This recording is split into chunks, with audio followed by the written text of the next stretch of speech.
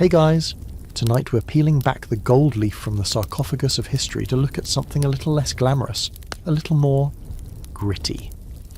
Close your eyes and picture ancient Egypt. You probably see towering pyramids against a crimson sunset, the serene face of the Sphinx or Cleopatra draped in jewels. You see a civilization of impossible grandeur, of gods and pharaohs and untold riches. But we're going to look past the monuments and the myths, right into your kitchen, or more accurately, your dusty patch of ground with a fire pit. We're going to taste the food that fueled this empire, and I'll tell you right now, you probably won't survive this. Not with your teeth or your digestive system intact. So before you get comfortable, take a moment to like the video and subscribe, but only if you genuinely enjoy what I do here. And in the comments, let me know where you're listening from and what time it is. I love seeing how far these stories travel. Now dim the lights, maybe turn on a fan for that soft background hum, and let's ease into tonight's journey together. Imagine the heat. Not a pleasant, warm breeze on the patio kind of heat, but a dense, suffocating blanket of it. It's the first thing you notice, and the last thing you forget. It radiates from the sand, from the limestone blocks of the temples, from the baked mud of your own home. The air is thick with the smell of dust, river silt, and the faint, ever-present aroma of dung smoke from countless cooking fires. This is your world, not the Egypt of Hollywood, all pristine white linen and dramatic eyeliner. This is the real thing, and you are standing at its very heart, somewhere around 1400 BCE, during what historians will one day call the New Kingdom. From a distance, everything looks magnificent. The temples at Karnak are a forest of stone, their columns so vast you and 10 of your neighbours couldn't link arms around one. Their walls are covered in impossibly vibrant paintings. You see the pharaoh, larger than life, smiting his enemies. You see gods with the heads of falcons and jackals accepting offerings. And those offerings? Oh, the offerings.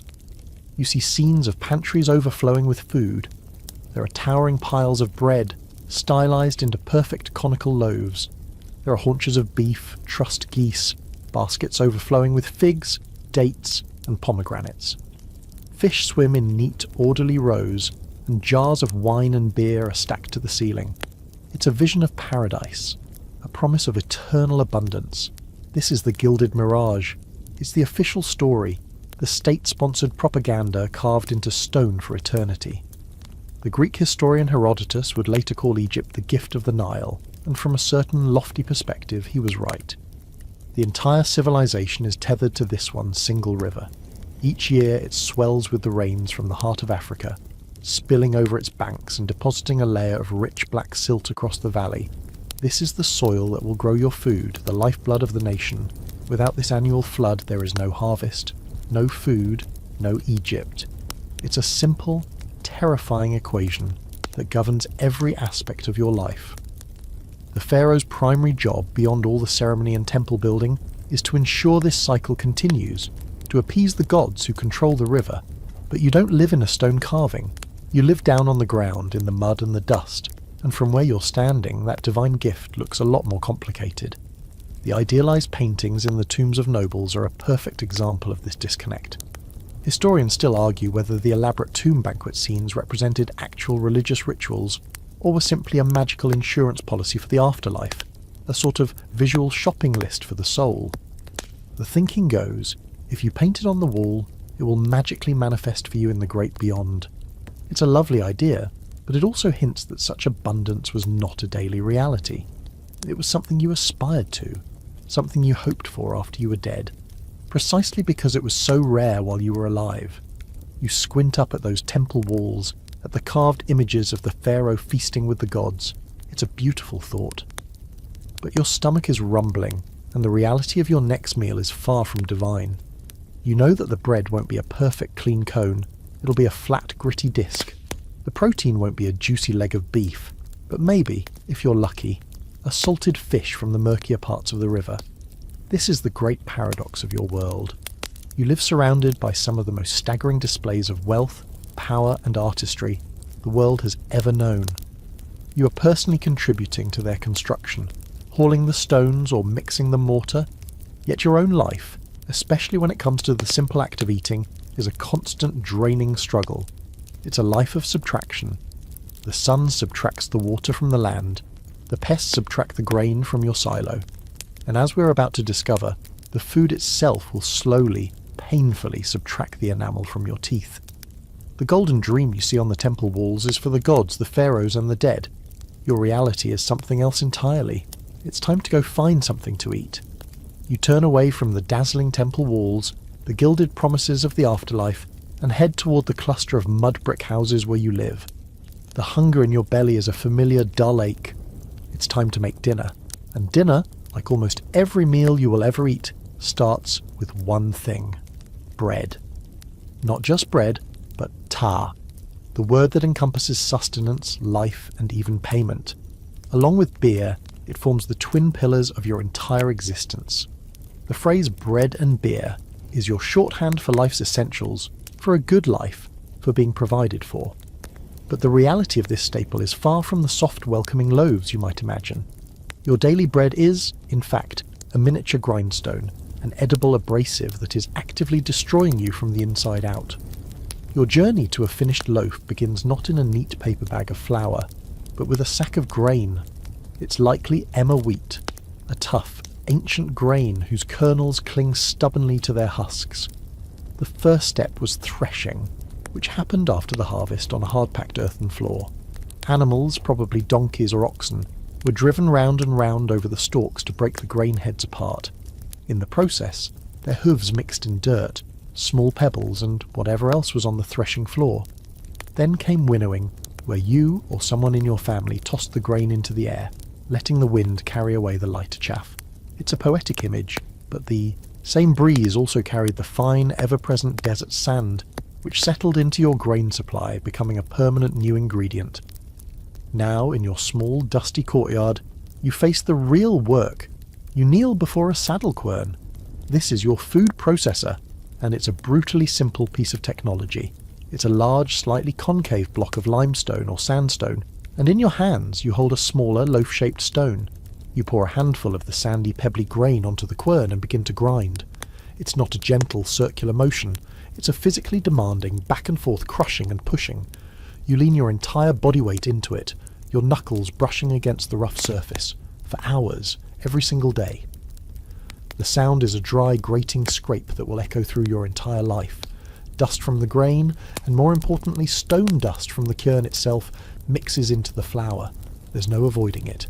The very tool you use to make your food is shedding itself into your meal. This isn't a bug in the system, it's a feature. Forget whole grain bread. You're eating whole quarry bread, with added minerals you really don't want. The resulting flour is nothing like the fine snow-white powder of the modern world. It's a coarse, greyish-brown meal, heavy and gritty to the touch. You can feel the sand in it. You can see the tiny flecks of rock. You mix it with water from a clay jar and maybe a pinch of salt if you have it. You might also add a lump of leftover dough from yesterday's batch, a sourdough starter that gives the bread a slightly tangy flavour and helps it rise, just a little. Archaeologists and Egyptologists debate the exact ratio of bread types, whether the common person ever ate properly leavened, airy bread, or if that was reserved for the upper classes and temple bakeries with their bigger, better ovens. For you, here on the ground, a dense, flat loaf is the standard. You knead the stiff, heavy dough, your hands and wrists aching from the grinding. Your oven is likely a patch of hot embers from your small cooking fire, or perhaps you preheat a flat stone in the flames. You slap the misshapen patty of dough directly onto the hot surface. More ashen grit cling to its underside. Sometimes, for special occasions or for offerings, bakers would use conical ceramic moulds called bedja. These were filled with dough and placed in the embers, resulting in the perfectly shaped loaves you saw on the temple walls. It's a quirky tidbit of ancient food tech, an attempt to elevate this staple into something beautiful. But your daily loaf is functional, not beautiful. After a short time, you pull the bread from the fire, swatting off the worst of the ash. It's charred in places, possibly a little doughy in the centre, and it smells of smoke and baked earth. This is your meal. You break off a piece. The crust is hard, and as you chew you feel it. The grit. It's an unavoidable, sandy texture in every single bite. A faint grinding sound accompanies your meal, the sound of your own teeth being slowly, methodically worn away. The constant abrasion from the stone dust and sand in your diet acts like sandpaper on your molars. First, it scrapes away the hard, protective enamel. Once that's gone, it starts wearing down the softer dentin beneath. Over years of eating this bread twice a day, every day, your teeth will be ground down to flat, featureless nubs, sometimes right down to the gum line. This isn't just a cosmetic issue. It leads to excruciating pain, abscesses, infections, and eventually the loss of your teeth, often by the time you're 30. You live in a world without dentists where a bad tooth can and often does lead to a fatal infection. So as you chew your gritty, sandy bread, you're swallowing not just your sustenance for the day, but the seeds of future agony. You'd better hope your state-sponsored dental plan is to just die before it gets too bad. It's a high price to pay for a simple loaf of bread, and you haven't even had anything to drink yet. You swallow the last gritty mouthful of your bread, the rough texture scraping the back of your throat. Now you're thirsty. The relentless sun has been baking the moisture out of you all day, and the dry bread makes the need for a drink even more urgent. You reach not for a cup of water, but for a squat, wide-mouthed clay jar filled with a cloudy, brownish liquid. This is your water, your Gatorade, your liquid lunch, and your evening cocktail, all rolled into one. This is Henkit beer. But before you get any ideas about a refreshing crisp lager, you need to understand that ancient Egyptian beer was less of a beverage and more of a fermented, drinkable porridge. It was, alongside the gritty bread we just discussed, the absolute foundation of your diet. Workers on the Giza pyramids, for instance, were famously paid in rations of bread and beer, a mainstream historical fact that underscores its importance not just as food, but as currency. A standard daily ration for a labourer might be 10 loaves of bread and 2 jugs of beer, which could amount to 4 or 5 litres. This wasn't about getting everyone drunk on the job, though a light buzz was probably a welcome side effect of toiling under the Egyptian sun. This beer was a primary source of calories, B vitamins, and essential nutrients that were otherwise scarce in your diet. It was liquid bread, and in many ways it was safer to drink than the water from the Nile. The fermentation process, however crudely understood, killed off many of the harmful bacteria that thrived in the river. The production of this beer is happening all around you, in homes and in dedicated breweries. It starts, once again, with grain, usually emmer wheat or barley. But the method of turning it into a drinkable brew is something of a culinary curiosity. One common method, which historians have pieced together from tomb models and residue analysis in ancient jars, involved making special beer bread. This was a lightly baked, crumbly loaf, rich in yeast. The bakers would cook it just enough to kill any surface bacteria, but not enough to kill the yeast inside. They would then crumble this special bread into a large vat of water and add a mash of sprouted, unbaked grain. Some recipes might have also included dates or other fruits, not so much for flavour, but to provide extra sugars to kickstart the fermentation. You'd think they were making a weird, chunky smoothie. The mixture was left to sit in the warm Egyptian air, and the wild yeast from the bread would go to work, feasting on the sugars and producing alcohol. The resulting liquid was challenging by modern standards. It was thick, lumpy and soupy, with bits of bread and grain floating in it. It was completely unfiltered. You would often drink it through a straw, a simple tube of reed, to try and bypass the worst of the floating solids. It wasn't hoppy or bitter like modern beers. Hops hadn't been introduced to brewing yet. Instead, its flavour was likely quite sour, almost like a thin alcoholic sourdough starter.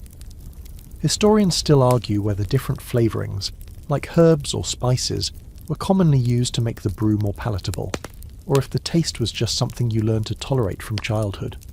Regardless, the alcohol content was probably quite low, perhaps around 2 to 3%, just enough to act as a preservative. The entire process was also a biological gamble. Without modern sterilisation techniques or isolated yeast strains, every batch was a wild fermentation. Sometimes the yeast you wanted, Saccharomyces cerevisiae, would win the day, producing a safe, nutritious brew. Other times, different, less friendly bacteria and microorganisms could take over. This could result in a batch that was dangerously sour, vinegary, or even toxic. You wouldn't know until you took that first sip.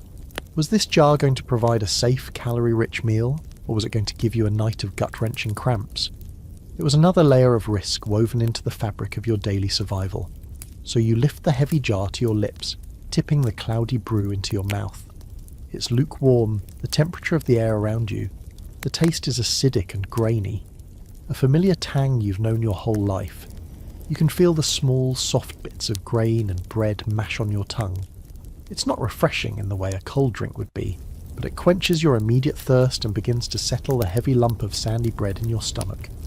This chunky, sour slurry is your protection against the dangers lurking in the water, your shield against malnutrition.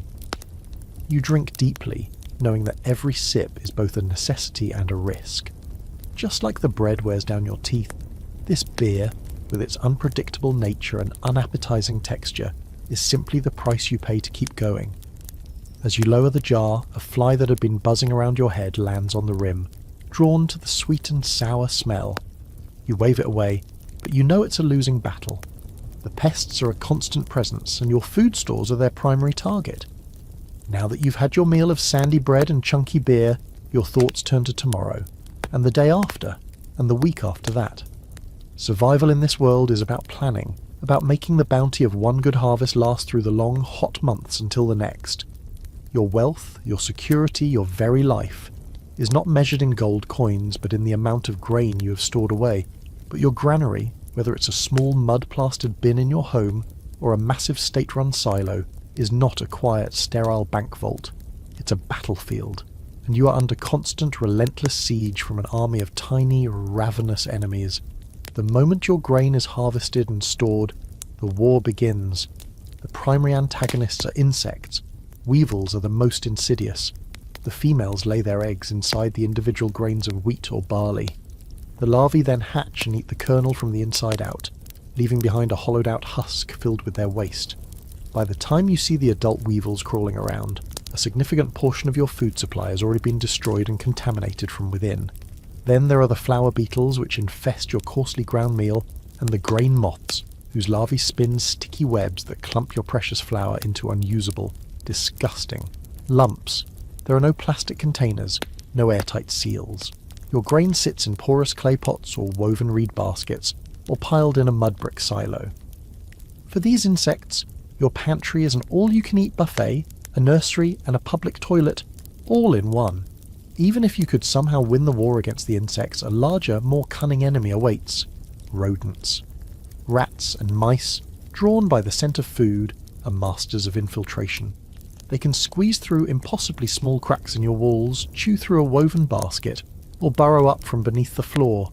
A single family of rats can quickly multiply, and they don't just eat your grain, they contaminate it far more than they consume.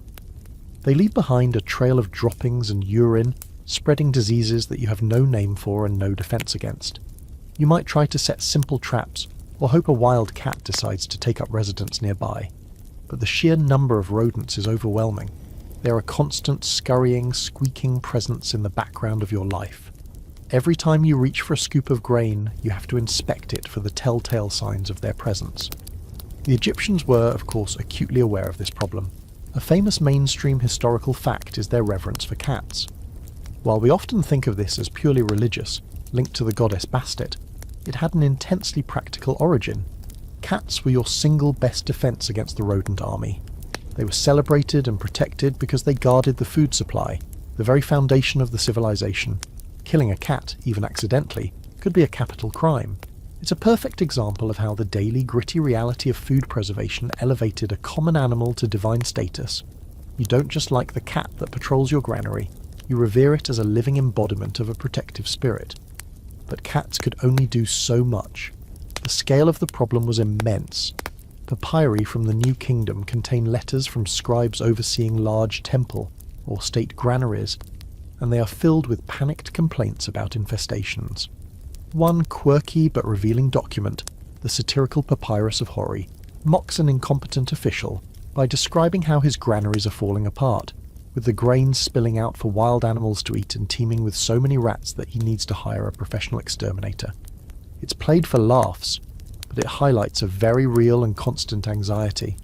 Historians still debate the exact percentage of grain lost to pests each year, but conservative estimates often range from 20% to as high as 50% in poorly managed storage.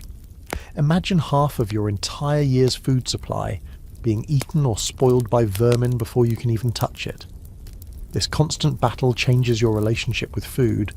You never take it for granted. Every meal you prepare is a salvage operation. You're constantly sifting your flour, trying to remove the insects and their waste. You pick the rat droppings out of the whole grains. But you know you can't get it all. It's an unavoidable truth of your existence that your food contains a certain percentage of extra protein, ground up weevils, beetle larvae, maybe a little something you'd rather not identify. It adds a certain je ne sais quoi to the flavour profile that you've just learned to ignore. Sometimes, if the infestation is bad, you might spread the grain out on a mat in the hot sun, hoping the heat will drive some of the insects out. But this is a temporary fix, and it exposes your precious food to yet more blowing sand. You look at your own small storage pot, its clay lid sitting loosely on top. You know what's happening inside. A silent, relentless process of consumption is underway. The food that is supposed to sustain you is sustaining a whole ecosystem of pests first. It's a race against time, decay, and a million tiny mouths. And as you drift off to sleep, the last sounds you hear might not be the gentle whisper of the wind, but the faint scratching and rustling of the uninvited guests who are already feasting on your breakfast. It's a deeply unsettling reality, and it's about to get worse when you consider the source of your drinking water. The faint sounds of scurrying from your grain pot fade as a deeper, more immediate need asserts itself. Thirst. The sour beer quenched the dust in your throat, but the day is still hot and your body craves water. You need it for mixing the next batch of dough, for washing the dust from some onions, and simply for drinking. There is only one source for this water, the same source that defines your entire world. You pick up a large, empty clay jar and begin the short walk to the riverbank. You're going to drink from the god, Happy. You're going to drink from the Nile. From a distance, the river is a majestic, glittering ribbon of life, the source of all blessings. Up close, it's a different story. The Nile is the nation's main highway, its laundromat, its bath, and its sewer. As you approach the bank, the scene is one of constant, chaotic activity. A heavy cargo boat carrying limestone blocks for a distant temple glides by, its crewmen poling it through the shallows. Near the bank, a group of women are washing linen, rhythmically beating the wet cloth against smooth, worn rocks. Children splash and shout in the murky water, seeking relief from the heat. A fisherman is gutting his meagre catch just a few feet away, tossing the entrails back into the river. A little further upstream, a herd of water buffalo stands belly deep, swishing their tails and fouling the water. Everything and everyone ends up in the Nile. It's the great moving repository of Egyptian life. You wade into the shallows, the lukewarm water swirling around your ankles and calves. The riverbed is soft mud squishing between your toes. You dip your jar, letting the brown, silty water rush in. You can see tiny particles suspended in it, bits of soil, flecks of organic matter, things you'd rather not look at too closely. You let the heaviest sediment settle for a moment before capping your jar and heading back, the heavy container balanced on your shoulder. This water is the gift of the Nile, the very same water that during the annual flood will deposit the rich black silt essential for your agriculture. This inundation is the single most important event in your calendar, a mainstream fact of life celebrated with festivals and religious rites. The river gives you the soil to grow your bread. But as you stand there, water dripping from your ankles, you're blissfully unaware that the river is also giving you something else, something invisible, insidious, and debilitating. Hiding in the warm, slow-moving water of the shallows, especially where reeds and other plants grow, are millions of tiny freshwater snails. These snails are the hosts for one of your civilization's greatest scourges, a parasitic flatworm that causes a disease we now call schistosomiasis. As you stand in the water, microscopic larvae released by these snails seek out your warm skin. They are like tiny, guided torpedoes of misery. They burrow directly through your flesh, a process you might feel as a slight tingling or itch, if you feel it at all. Once inside, they enter your bloodstream, beginning a slow journey through your body. They mature in the veins around your liver before migrating to their final homes in the vessels of your bladder and intestines. There, the adult worms, now paired up, will live for years, producing hundreds of eggs every single day. This is not a quick, violent illness. It is a slow, grinding decline. The eggs, not the worms themselves, cause the real damage. Many are passed out of your body, but many more become trapped in your tissues, causing massive inflammation and internal scarring. The most prominent symptom, one you see in many of the men and boys in your village, is blood in the urine. It's so common that you may not even see it as a sign of sickness. Some historians believe the ancient Egyptians simply regarded it as a normal part of life, perhaps a male equivalent to menstruation, a natural passage into manhood. A quirky and rather grim tidbit is that the Ebers Papyrus, a famous medical text from your era, contains spells and remedies for a condition called Ch-A, which many scholars link to the bloody discharge of schistosomiasis, showing they were treating the symptom without any understanding of the parasitic cause. And it doesn't stop there. By drinking the unfiltered river water, you invite other horrors. You could ingest the larvae of the guinea worm. The year after you swallow the microscopic copepod carrying the larvae, you will feel a burning, agonizing blister forming on your leg or foot. Slowly, over weeks, a mature worm up to a metre long will begin to emerge. The only way to remove it is to carefully wind it onto a small stick, a few centimetres each day.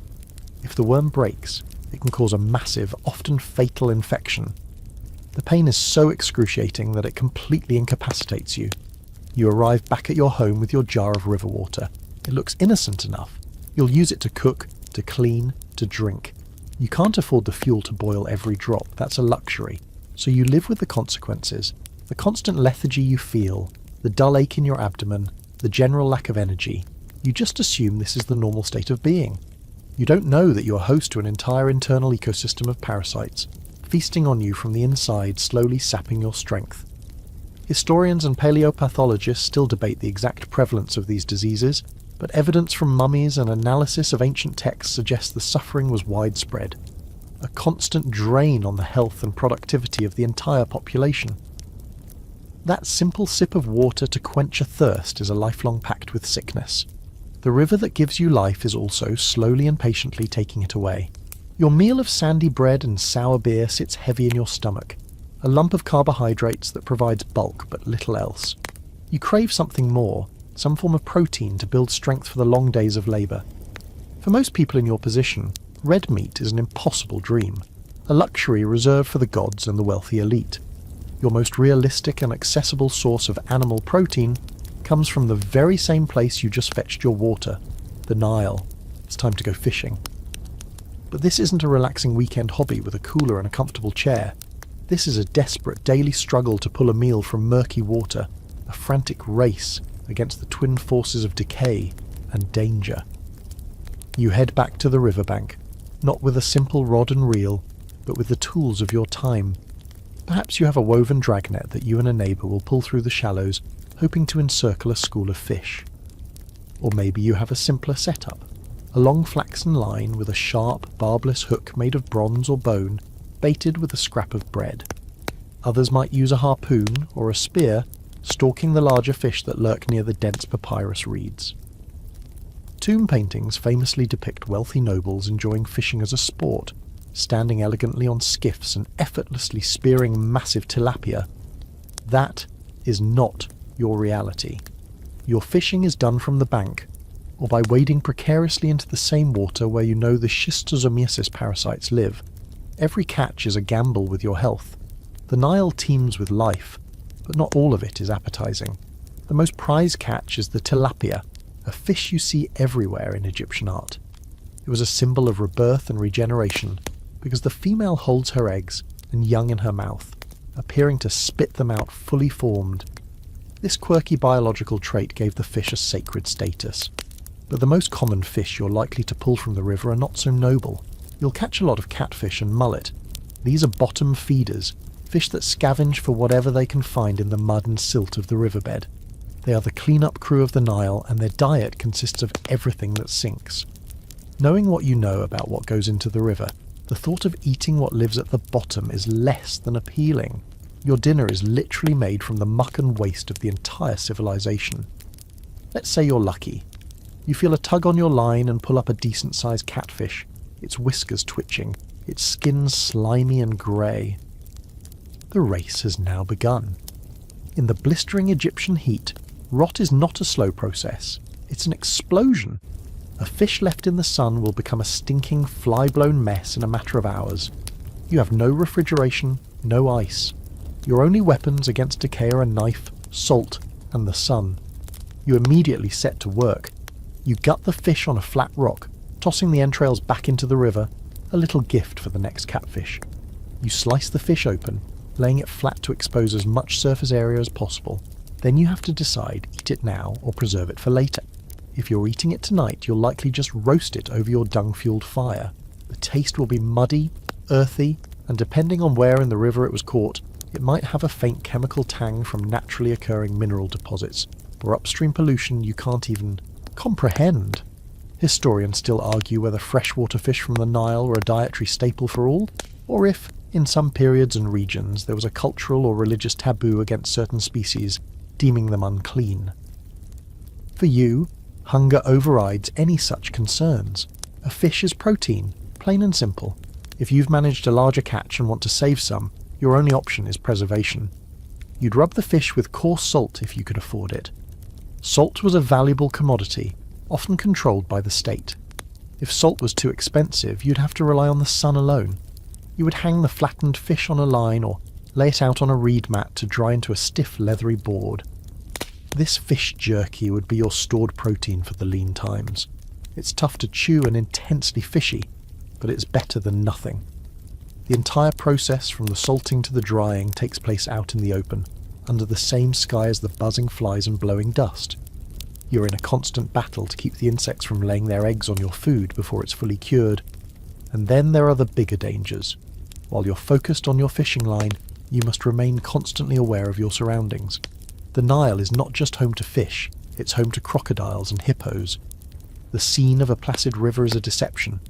Hippos, despite their comical appearance, are fiercely territorial and one of the most dangerous animals in Africa. They can overturn a small fishing skiff in an instant. Crocodiles, of course, are ambush predators of terrifying efficiency. Many a fisherman, focused on his catch in the shallows, has become the catch himself. You scan the water constantly, your heart jumping at every ripple and shadow. The protein you seek is swimming in the same water as creatures who see you as protein. It's a food chain you'd rather not be the middle of. So as you carry your single, muddy-tasting catfish home, you feel a small sense of triumph. You've won today's battle. You've pulled a meal from the filth, preserved it from the rot, and dodged the jaws of the river gods. It's a lot of work for a fish that tastes like mud, but it's better than another meal of just sand bread and sour beer. Your muddy catfish roasting over the smoky fire will help, but it's not enough to feed a family. You need to supplement it. You look up. The sky, a vast and unforgiving blue, offers another possibility. A constant flutter of wings, the calls of birds echoing from the dense marshlands that fringe the Nile. This is your other great source of protein, but once again, you must dismiss the images from the tombs of nobles. They are depicted striding through the papyrus swamps, effortlessly felling flocks of fat geese with magical snake-like throwing sticks. Your reality is far less elegant and a lot more work for a much smaller, scrawnier reward. The birds you're hunting are not the plump domesticated chickens and ducks of a modern farm. The chicken wouldn't be introduced to Egypt in any significant way until much later, during the Persian period or even later. For you, birds are something you must catch wild. This means venturing into the wetlands, the messy, tangled and creature-filled transitional zone between the river and the desert. Here, the air is thick with the buzz of insects, mosquitoes rise in clouds from the stagnant pools, and the footing is treacherous. You're wading through the same, parasite-filled water again, but this time you're pushing through sharp-edged reeds that can slice your skin. Your primary hunting tool is not a throwing stick, but a net. A mainstream historical fact is the incredible ingenuity Egyptians applied to fowling. Large clap nets, sometimes spanning many meters, would be set up in the marshes. You and several others would hide for hours, waiting for a flock of birds to land in the designated area to feed. At just the right moment, a lookout would give a signal, and the net would be pulled shut, trapping dozens of birds at once. It was a highly coordinated and effective method, but it was also labour-intensive and required a team. More often, you might rely on simpler individual traps. Small spring-loaded snares made from sinew and wood, baited with a little of your precious grain. You would set a line of them and hope for the best. And what are you catching? A whole variety of waterfowl and small birds, coots, herons, egrets, pigeons, and doves.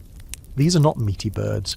They are lean, sinewy creatures built for flight and survival, not for feasting.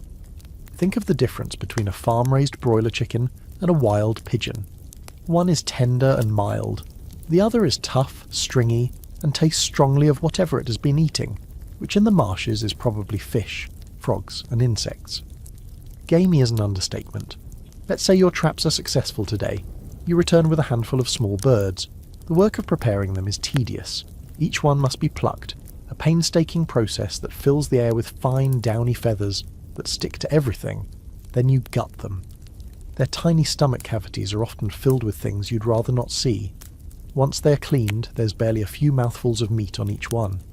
To make a proper meal, you'd likely skewer several of them and roast them over the fire, or boil them all together in a pot with some onions and garlic to create a thin, gamey broth that you can sop up with your sandy bread.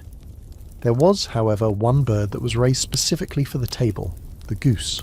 Geese were domesticated and kept in flocks, but they were largely a food for the wealthy and for temple offerings. The process of fattening them up was a quirky and slightly disturbing bit of ancient gastronomy. We have tomb paintings and reliefs that clearly show workers forcibly stuffing geese with pre-chewed balls of dough. This practice, a precursor to the method used to create modern foie gras, was designed to fatten the goose's liver and pack on as much weight as possible. It was an ancient form of industrial food production, designed to create a luxury product. So while the pharaoh might be dining on a rich fatty goose, you're chewing on a tough little coot that tastes faintly of swamp water. You'd probably need a whole flock of them to equal the meat onto one of the pharaoh's birds.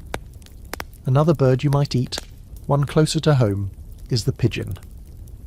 Pigeons lived in great numbers around the temples and villages, nesting in dovecotes that were sometimes built specifically to harvest them and their nutrient-rich droppings for fertilizer. Catching a pigeon was easier than trekking to the marsh, but it was still a small, lean bird. Historians still debate the social status of eating pigeons. Was it a commoner's food, or did everyone enjoy it? Given its prevalence and ease of access, it was likely a regular, unexciting part of your diet. You'd wring its neck, pluck it, and toss it into the cooking pot. So as you sit down to your evening meal, you have your plate, or more likely your flat piece of bread that serves as a plate, piled with a strange assortment of protein. A piece of muddy-tasting catfish, its flesh flaky but bland. Next to it, a tiny, sinewy, roasted marsh bird, so small you have to crunch through some of the smaller bones. The flavours are a strange mix of river bottom and swamp, a taste profile that would make a modern foodie recoil. But for you, it's a victory. It's a welcome and necessary addition to the endless monotony of bread and beer. You have successfully supplemented your diet from the water and the sky. But as you chew on a tough bird leg, you can't help but dream of something more substantial. You dream of real meat. You finish the last of the stringy bird meat, the small bones crunching between your sand-worn teeth. The meal was better than bread alone, but it doesn't satisfy the deep primal craving for richness, for fat, for the savoury taste of red meat. In your world, meat is the ultimate status symbol. It represents wealth, power, and celebration. To eat meat is to partake in the lifestyle of the gods and the pharaoh. But for you, a common labourer, a farmer, or a craftsman, a taste of beef or mutton is an incredibly rare event, a once or twice a year luxury that is as risky as it is rewarding. The livestock of ancient Egypt are everywhere and nowhere at the same time. You see herds of cattle with magnificent lyre-shaped horns being driven by herdsmen. You see flocks of sheep and goats grazing on the stubble of a recently harvested field. But these animals are not being raised for your dinner plate. They are first and foremost a form of capital. A wealthy landowner or a temple institution counts its wealth in heads of cattle, not in chests of gold. These animals are walking assets. The oxen are needed to plough the fields and thresh the grain. Their strength is the engine of your entire agricultural system. A cow provides milk, a precious source of fat and protein, which is more valuable over its lifetime than its meat would be in a single meal. Sheep provide wool for clothing. Goats, hardier and able to survive on scrub, also provide milk. Killing one of these animals is like burning your money for a moment's warmth. It's an economic sacrifice that you, personally, could never afford to make. The only times you're likely to taste beef are during major religious festivals. A mainstream historical fact is that large-scale animal sacrifice was a central part of Egyptian temple worship. On a feast day for a major god like Amun-Ra, dozens or even hundreds of cattle might be ritually slaughtered at the temple. The finest cuts, the haunch, the ribs, the tenderloin, would be presented as offerings to the god's statue, but the gods, of course, did not physically consume the meat. After a suitable period, the offerings were reverted and distributed among the temple priests. What was left over, the less desirable cuts, might then be distributed to the masses of people gathered for the festival. You would stand in a huge jostling crowd hoping to receive a small chunk of boiled or roasted beef, a greasy, smoky morsel that you would savour like the rarest delicacy. This was your share of the divine feast. Even for the elite who could afford meat regularly, it was a challenging food. Without refrigeration, a slaughtered ox weighing hundreds of pounds had to be consumed or preserved almost immediately. This is why a rich noble's hunt in the desert was as much a logistical operation as a sport. They would hunt gazelle, antelope or wild ibex. Tomb paintings show these dramatic hunts, but they leave out the frantic work that followed. Once the animal was killed, a team of butchers would descend upon it, working quickly in the field to portion the meat. Some would be roasted immediately for a celebratory feast. The rest would have to be preserved. This usually meant slicing it into thin strips and salting it, or drying it in the sun to make a kind of jerky, what the Egyptians called sir. This was the only way to make the bounty of the hunt last. A quirky and rather unpleasant tidbit of their meat processing involves a creature you might not expect on the menu, the hyena. While it sounds repulsive to us, there are tomb reliefs, particularly from the Old Kingdom, that depict what appears to be the force-feeding of hyenas, much like the geese we discussed earlier. The animals are shown tethered and being crammed with food. Historians still debate the purpose of this. Were they truly being fattened for the table, a strange and unappetizing delicacy for the wealthy? Or was this an attempt to tame them for use as hunting animals? The evidence is ambiguous, but the possibility that hyena was on someone's menu speaks to a palate very different from our own. It's a joke with a dark punchline. If you're force-feeding a hyena, you must be really, really committed to trying new things. When you do get your rare piece of meat, it's likely not a prime cut. It's tough and stringy, from a well-muscled work animal that has spent years pulling a plough. The cooking methods are simple. Roasting over an open fire is common, but it's easy to char the outside while leaving the inside dangerously raw. Boiling was a safer method, turning the tough meat and bones into a broth, but it resulted in a bland grey product. The lack of varied spices meant there was little to mask the strong, sometimes gamey flavour of the meat. You might get a bit of flavour from onions or garlic, but that's about it. So you dream of meat. You dream of the sizzling sound, the rich smell, the feeling of pure, satisfying protein. But the reality is a world away. It's a food so rare it's almost mythical, a taste associated with gods, holidays, and a level of wealth you can barely comprehend. The stringy bird and the muddy fish are your reality. The haunch of beef is a picture on a tomb wall. Your diet is defined not by what you eat, but by what you don't eat. And the list of things you don't have extends beyond meat. It includes the very things that make food interesting. A variety of vegetables and the simple sweetness of dessert. That rare, imagined taste of roasted beef fades from your mind, replaced by the familiar flavours of your actual diet. You've had your gritty bread, your sour beer, your slightly muddy fish, and your stringy marsh bird. What's missing? The side dishes, the greens, the vegetables. When you think of a healthy meal today, you likely picture a colourful plate full of vibrant vegetables. But your plate, or again, your bread slab, is a study in beige and brown. Your access to fresh vegetables is incredibly limited, dominated by a few pungent, hardy crops that can survive the harsh conditions, and your even harsher methods of fertilisation. Your vegetable garden, if you are lucky enough to have a small plot of land to cultivate, is not a picturesque allotment with neat rows of carrots and peas. It is a patch of cracked earth that you must constantly, laboriously irrigate. You do this by carrying water in heavy clay pots from the river or a canal, a back-breaking task you repeat day after day. Or, if you're part of a larger farm, you might use a shaduf, a long counterweighted pole with a bucket on one end. used to lift water from a lower level. This device, a mainstream symbol of Egyptian agriculture, allowed for more efficient irrigation but was still incredibly labour-intensive, requiring constant, repetitive motion under the hot sun. What are you growing with all this effort? Mostly, you're growing onions and garlic. These two members of the allium family are the undisputed kings of your vegetable world. They are hardy, relatively easy to grow in the Nile soil, and store well in the dry climate. More importantly, they are potent.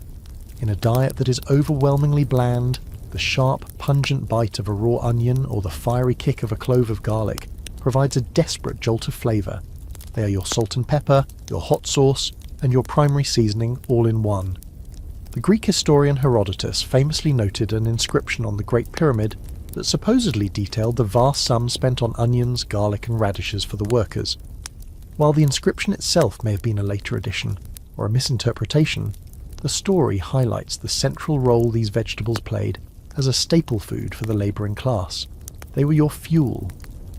Beyond the powerful duo of onion and garlic, your options become much more limited. You might have some leeks or radishes. You'd also be very familiar with lettuce, but not the crisp, watery iceberg or romaine we know. The ancient Egyptian lettuce, sacred to the fertility god Min, was a tall, leafy variety with a bitter taste and a thick stem that, when cut, exuded a milky white substance. This, in a classic example of Egyptian symbolic thinking, was associated with semen, hence the connection to fertility. Eating this bitter, slightly weird lettuce was not just for nutrition, it was a ritual act. Another common vegetable was the cucumber, which provided a welcome bit of watery crunch in the heat. But what about all the other vegetables we take for a given? Carrots, in their familiar orange form, did not exist for you. The wild varieties were small, tough, and often bitter. Tomatoes, potatoes, bell peppers, corn, these are all staples of the New World and completely unknown to you. Your vegetable world is small and pungent, and the way you grow these few options is, by modern standards, deeply unsanitary. Forget commercial fertilizers. Your primary soil enricher is animal dung, collected from your goat or the neighbour's donkey. And in a quirky and frankly disgusting tidbit of agricultural practice, human waste was likely used as well. The concept of separating sewage from agriculture was non-existent. The night soil from your household waste would be added to the compost heap or directly to the fields. While this is an effective way to return nutrients to the soil, it also creates a perfect transmission cycle for intestinal parasites like tapeworms and roundworms. The very food that is meant to nourish you is being grown in a medium contaminated with their eggs. As you harvest your onions, pulling them from soil fertilized with things you try not to think about, you are perpetuating a cycle of reinfection. You might wash the dirt off the onion in the same parasite-laden Nile water you use for drinking. There is no escape. The system that feeds you is also the system that makes you sick. Historians still debate the precise agricultural techniques used on small-scale domestic gardens versus the large temple estates, but the fundamental reality of using animal and human waste as fertilizer was a widespread and accepted practice across the ancient world. It was simply how things were done. So you chop up a raw onion, its sharp fumes making your eyes water, and add it to your meal. It provides a welcome, aggressive flavour that cuts through the blandness of everything else. You munch on a cucumber, its cool crispness a momentary relief. This is the extent of your salad bar.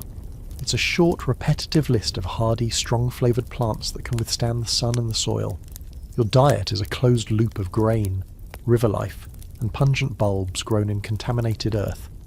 As you finish your meal, you might find yourself craving something, anything, sweet to end on. But in your world, a sweet treat is a magnet for flies and another risky proposition. The sharp, lingering taste of onion still coats your tongue, a pungent reminder of your savoury meal. Now, your palate screams for something different, a counterbalance to the earthy, muddy and gamey flavours you've just endured. You crave sweetness. Not the complex, refined sweetness of a modern dessert, but a simple, primal hit of sugar. This is your body's natural response, a desire for the quick, dense energy that sweet foods provide. In your world, however, satisfying this craving is not as simple as opening a bag of candy. Your dessert options are limited, natural, and come with their own set of unappetizing companions. Your most reliable source of sweetness grows on trees. The date palm is a true gift of the desert, a hardy, magnificent tree that provides not just food, but shade and building materials. You watch as men, impossibly agile, shimmy up the tall, rough trunks to harvest the clusters of fruit. Most of these dates won't be eaten fresh. They will be laid out on mats to dry in the relentless sun, a process that concentrates their sugar and makes them last for months. The result is a sticky, dense, powerfully sweet nugget of energy. Along with dates, you have figs, which grow on stubby trees in your village. They too are often dried, turning them into a chewy, seedy and intensely sweet mouthful. These dried fruits are your candy. They are mashed into cakes, used to sweeten bread on special occasions, or simply eaten as they are. You have a small cloth bundle containing a few dried dates, your treat for the end of the day. You carefully unwrap it. The dates are dark brown and wrinkled, their surfaces glistening with sticky, crystallized sugar. And the moment they are exposed to the air, they arrive. The flies. A buzzing, iridescent cloud of them descends immediately. They are your constant dining companions, but they have a particular passion for anything sweet. They land on the dates, on your hands, on your face, crawling and tasting with their filthy little feet. You wave your hand over the dates, trying to shoo them away, but it's a futile gesture. For every one you scare off, 3 more seem to appear. It's a disgusting, unavoidable reality of eating in this climate. You'd have more luck trying to personally count every grain of sand in the desert. You eat the date quickly, trying to get it into your mouth before too many flies have had their share. You are essentially racing vermin for your own dessert. Of course, there is a far more luxurious, pure and desirable sweetener in your world. Honey. But honey is not for you. Honey is the nectar of the gods, a substance so precious it's practically a form of currency. It is rarer and more valuable than fine linen or exotic oils. A mainstream historical fact is that honey was a high-status commodity, used as tribute, as a sacred offering to the gods, and as a key ingredient in medicine. The famous Eber's Papyrus and other medical texts are full of remedies that use honey, recognizing its antibacterial properties even if they didn't understand the science behind them. It was used to dress wounds and to make bitter herbal medicines more palatable. Its value meant it was produced and controlled by the most powerful institutions, the pharaoh's court and the great temple estates. Beekeeping was a sophisticated art. Archaeologists have found the remains of the horizontal, cylindrical clay hives that Egyptian beekeepers used. But this was a specialized industry, not a backyard hobby. Historians still debate just how widespread small-scale beekeeping might have been, but the overwhelming evidence suggests that for a common person like you, honey was something you might hear about or see depicted in a tomb painting, but rarely if ever taste. You might trade a goat for a jar of it, and no one would think you were crazy. Owning honey was a sign of incredible wealth. The idea of casually drizzling it on your morning bread is as absurd as paving your floor with gold. So what other options do you have? There are a few lesser sources of sweetness. You might find a carob tree and chew on its long, leathery pods to get at the sweet, vaguely chocolatey pulp inside. But another, more inventive method was to let nature do the work for you. A quirky and fascinating tidbit is the creation of what could be called fruit wine. You could take dates, figs, or even pomegranates, mash them with water and simply let them ferment. Much like your beer, this was a wild fermentation. If you were lucky, the yeast would produce a thick, sweet, slightly alcoholic slurry. It wasn't quite wine and it wasn't quite juice, but it was a way to get a concentrated sweet flavour. But also, like your beer, it was a gamble. The wrong bacteria could turn your sweet concoction into a foul, vinegary brew that was completely undrinkable. It was another roll of the biological dice, so you pop the last sticky, fly-dusted date into your mouth. The sweetness is intense, a welcome shock to your system, but you can also feel a familiar texture. A piece of windblown grit has, of course, found its way onto the sticky surface of the fruit. You grind it between your already worn molars, even your dessert is trying to wear down your teeth. The sweetness is a fleeting pleasure, a momentary mask for the ever-present grit and filth. It's a temporary high in a diet that is overwhelmingly defined not by its exciting flavours, but by their almost complete absence. You've tasted the grit in the bread, the sourness in the beer, the mud in the fish, the gamminess in the bird and the pungent power of the onion. You've even had a fleeting moment of sweetness from a dusty date. Now, let's consider what ties all of these things together, or rather, what fails to. We need to talk about flavour, about the very essence of what makes food enjoyable.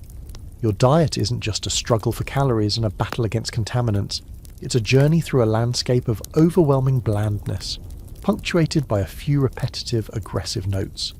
The subtle, complex and varied flavours that a modern palate takes for granted are almost entirely absent from your world. The single biggest missing piece of your flavour puzzle is fat, specifically stable, neutral cooking fats. Think about how we cook today. A swirl of olive oil in a pan, a knob of butter melting over vegetables, a slick of canola oil for deep frying. These fats are vehicles for heat and flavour. They help to brown meat, to soften vegetables, and to create a rich, satisfying mouthfeel. Your access to such fats is severely limited. Olive oil was known, but was an incredibly expensive luxury item imported from the Levant or Greece. It was used more as a cosmetic, a lamp fuel or a sacred anointing oil, than as a common cooking ingredient. The idea of casually frying your fish in a pan of olive oil would be laughably extravagant. So what do you use? Your primary source of cooking fat is likely rendered animal tallow, from cattle or sheep, if you are lucky enough to be part of a household that processes meat. But as we've established, meat is rare, which means its fat is just as rare. More commonly, you might have access to fats from geese or pigs.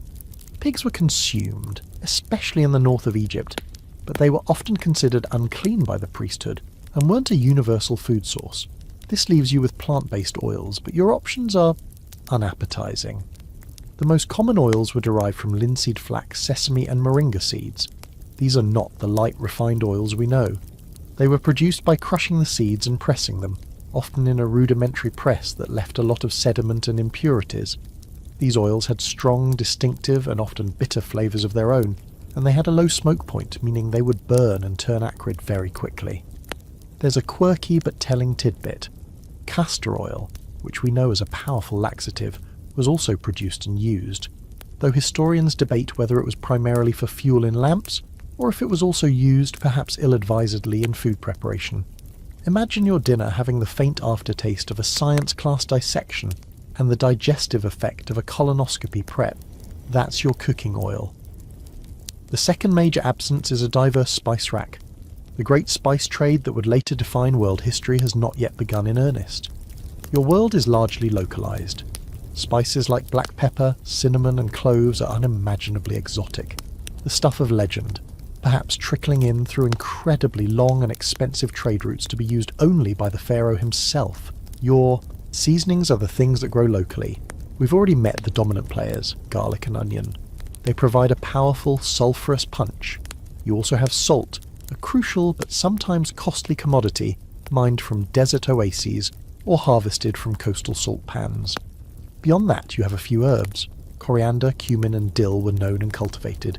They would have added some earthy aromatic notes, but that's largely it. Your entire flavour palette is composed of maybe half a dozen items, with onion and garlic doing most of the heavy lifting. This lack of stable fats and diverse spices leads to a monotonous culinary experience. Most of your food is either boiled, roasted dry or baked. When you do fry something, it's likely in a small amount of strong-tasting oil that quickly imparts a burnt, slightly rancid flavour. The overall sensory experience of your meal is one-dimensional. The bread is gritty and plain. The beer is sour. The fish tastes of mud. The bird tastes of swamp. The vegetables taste of onion. Everything is cooked over a smoky fire fueled by wood or dried animal dung, which imparts its own flavour. An ashy, acrid taste that clings to everything. This is a mainstream historical reality confirmed by archaeological analysis of cooking pots, which often show a simple accumulation of basic food types, with little evidence of complex seasoning. Historians still argue about the nuances of regional cuisines within ancient Egypt. Did the food in the Nile Delta, with its access to the Mediterranean, taste significantly different from the food in Upper Egypt, closer to Nubia?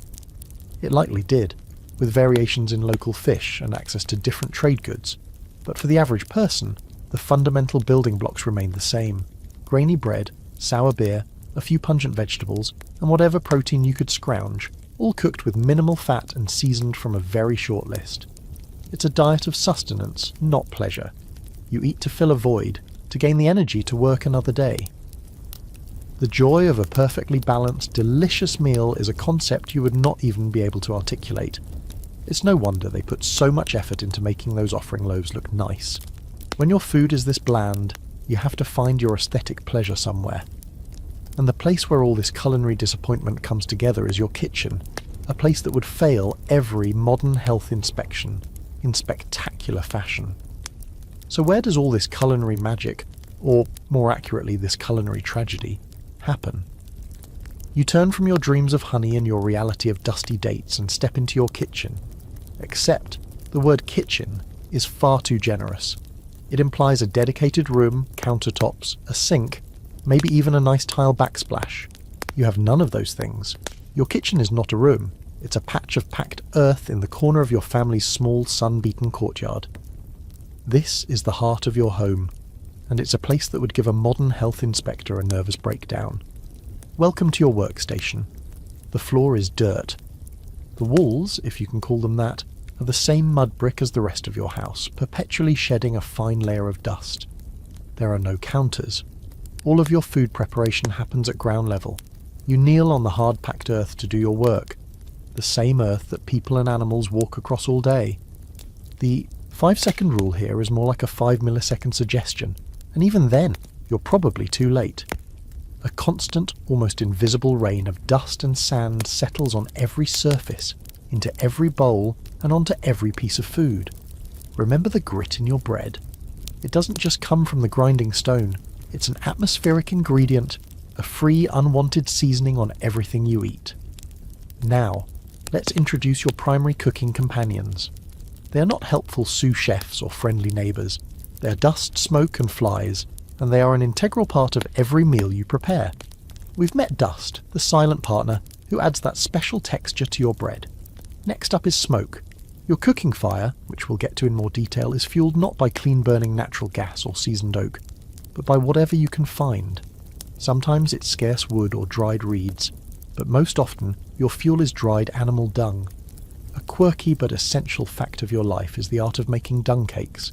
You would collect the waste from your family's goat or a passing donkey, mix it with straw or chaff for binding, knead it into flat patties with your hands, and slap them against the sunny side of your house to dry into hard, burnable fuel blocks. This fuel is efficient in a world without many trees, but it is not clean. The smoke it produces is thick, grey, and acrid. It stings your eyes, making them water constantly as you bend over the fire. It fills your throat and lungs with soot. The walls of your cooking area are stained black from years of this smoke. And of course, it infuses your food with its distinct, unpleasant aroma. This isn't the appealing hickory-smoked flavour someone might pay extra for in the future. It's the lingering stench of burning waste. Your third and most energetic companion is the fly. We met them at your dessert course, but that was just a brief visit. Your kitchen is their home base, their capital city. They're drawn by the smell of food, waste, and warmth. They buzz in a lazy, constant cloud, moving indiscriminately from the pile of animal dung in the corner, to the fish you're about to cook, to the dough you're kneading. They are your most persistent food critics, and they give every single ingredient 5 stars. You wave your hands, you shoo them away, but it's as pointless as trying to stop the sun from setting. They are part of the ecosystem of your kitchen. They land, they walk, they taste, they lay eggs, and they are a flying, buzzing vector for countless diseases carrying filth from waste directly to your next meal. Archaeologists have confirmed that for the vast majority of non-elite Egyptians, cooking was an open-air affair, conducted in these multi-purpose courtyards. This is a mainstream historical fact, pieced together from the layout of excavated workers' villages like Deir el-Medina. However, scholars still debate the exact organisation of these spaces. Was there a formally recognised corner that was always the kitchen, or did food preparation just happen wherever was most convenient that day, shifting with the sun and the wind? For you, the distinction is meaningless. The whole courtyard is a zone of potential contamination. Imagine the workflow. You crouch on the ground, grinding your sandy grain on the quern stone. The stone dust, airborne dust, and sweat from your brow all fall into the flour. You chop your onions on a worn wooden block that sits directly on the dirt floor, a block that can never be truly sanitized. You scale your fish, the guts and scales falling onto the ground just inches from your other ingredients. You mix your dough in a rough clay bowl that is perpetually coated in a thin film of grit. There is no running water to wash your hands. You might rinse them in a bowl of that same silty, parasite-filled Nile water you fetched earlier. Every single step of the process is an opportunity for contamination. Hygiene is not a concept. Survival is. You do your best to keep things clean, to brush away the worst of the dirt, but you're fighting a losing battle against an environment that is fundamentally, inescapably filthy. This isn't just inefficient, it's a direct threat to your health, managed only by a lifetime of acquired immunity and a high tolerance for misery. And we haven't even lit the fire yet. You've assembled your meagre ingredients in your dusty, fly-infested open-air kitchen. The sandy flour is mixed, the pungent onions are chopped, and the muddy fish is scaled.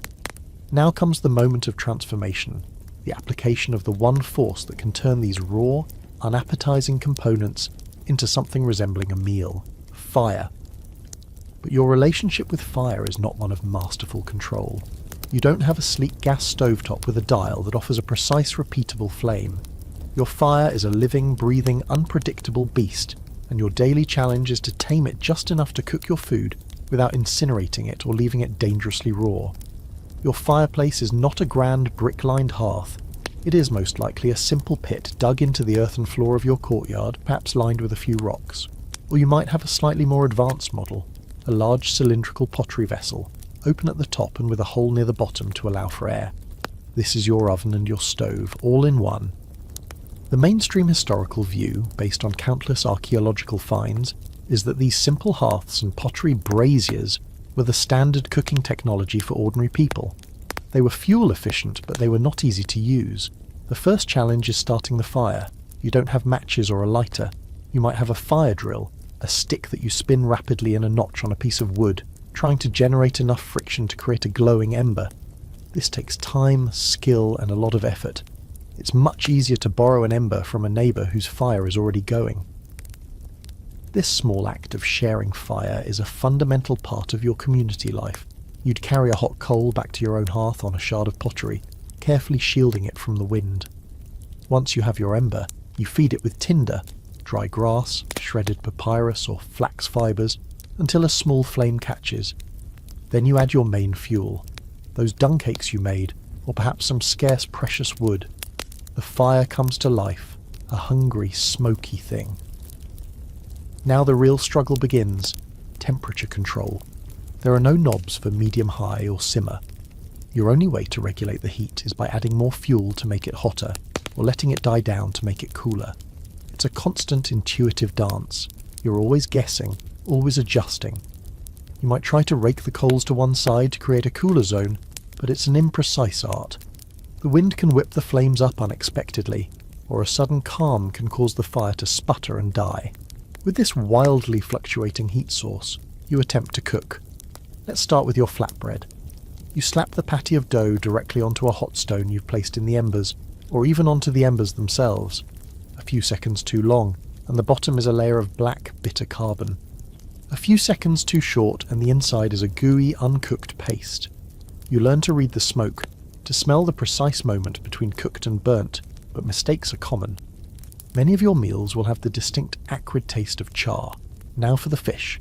You might lay it on a pottery shard over the flames, or skewer it on a green stick. The fire licks at its skin, which quickly blackens and crisps. But is the flesh next to the bone cooked through? This is a dangerous question. Eating undercooked freshwater fish is a fantastic way to contract fish tapeworm, a parasite that can grow to be many meters long in your intestines, stealing your nutrients and causing a host of unpleasant symptoms. You poke the fish, trying to judge its doneness, but it's a gamble every single time. This is why boiling, a less glamorous but safer method, was so common. You could put the fish in a clay pot with some water and onions and just let it bubble away on the edge of the fire. The result is a bland, grey mush, but it's far less likely to harbour living parasites. It's a classic trade-off, flavour for safety. You'd probably make a great, if slightly paranoid, health and safety officer.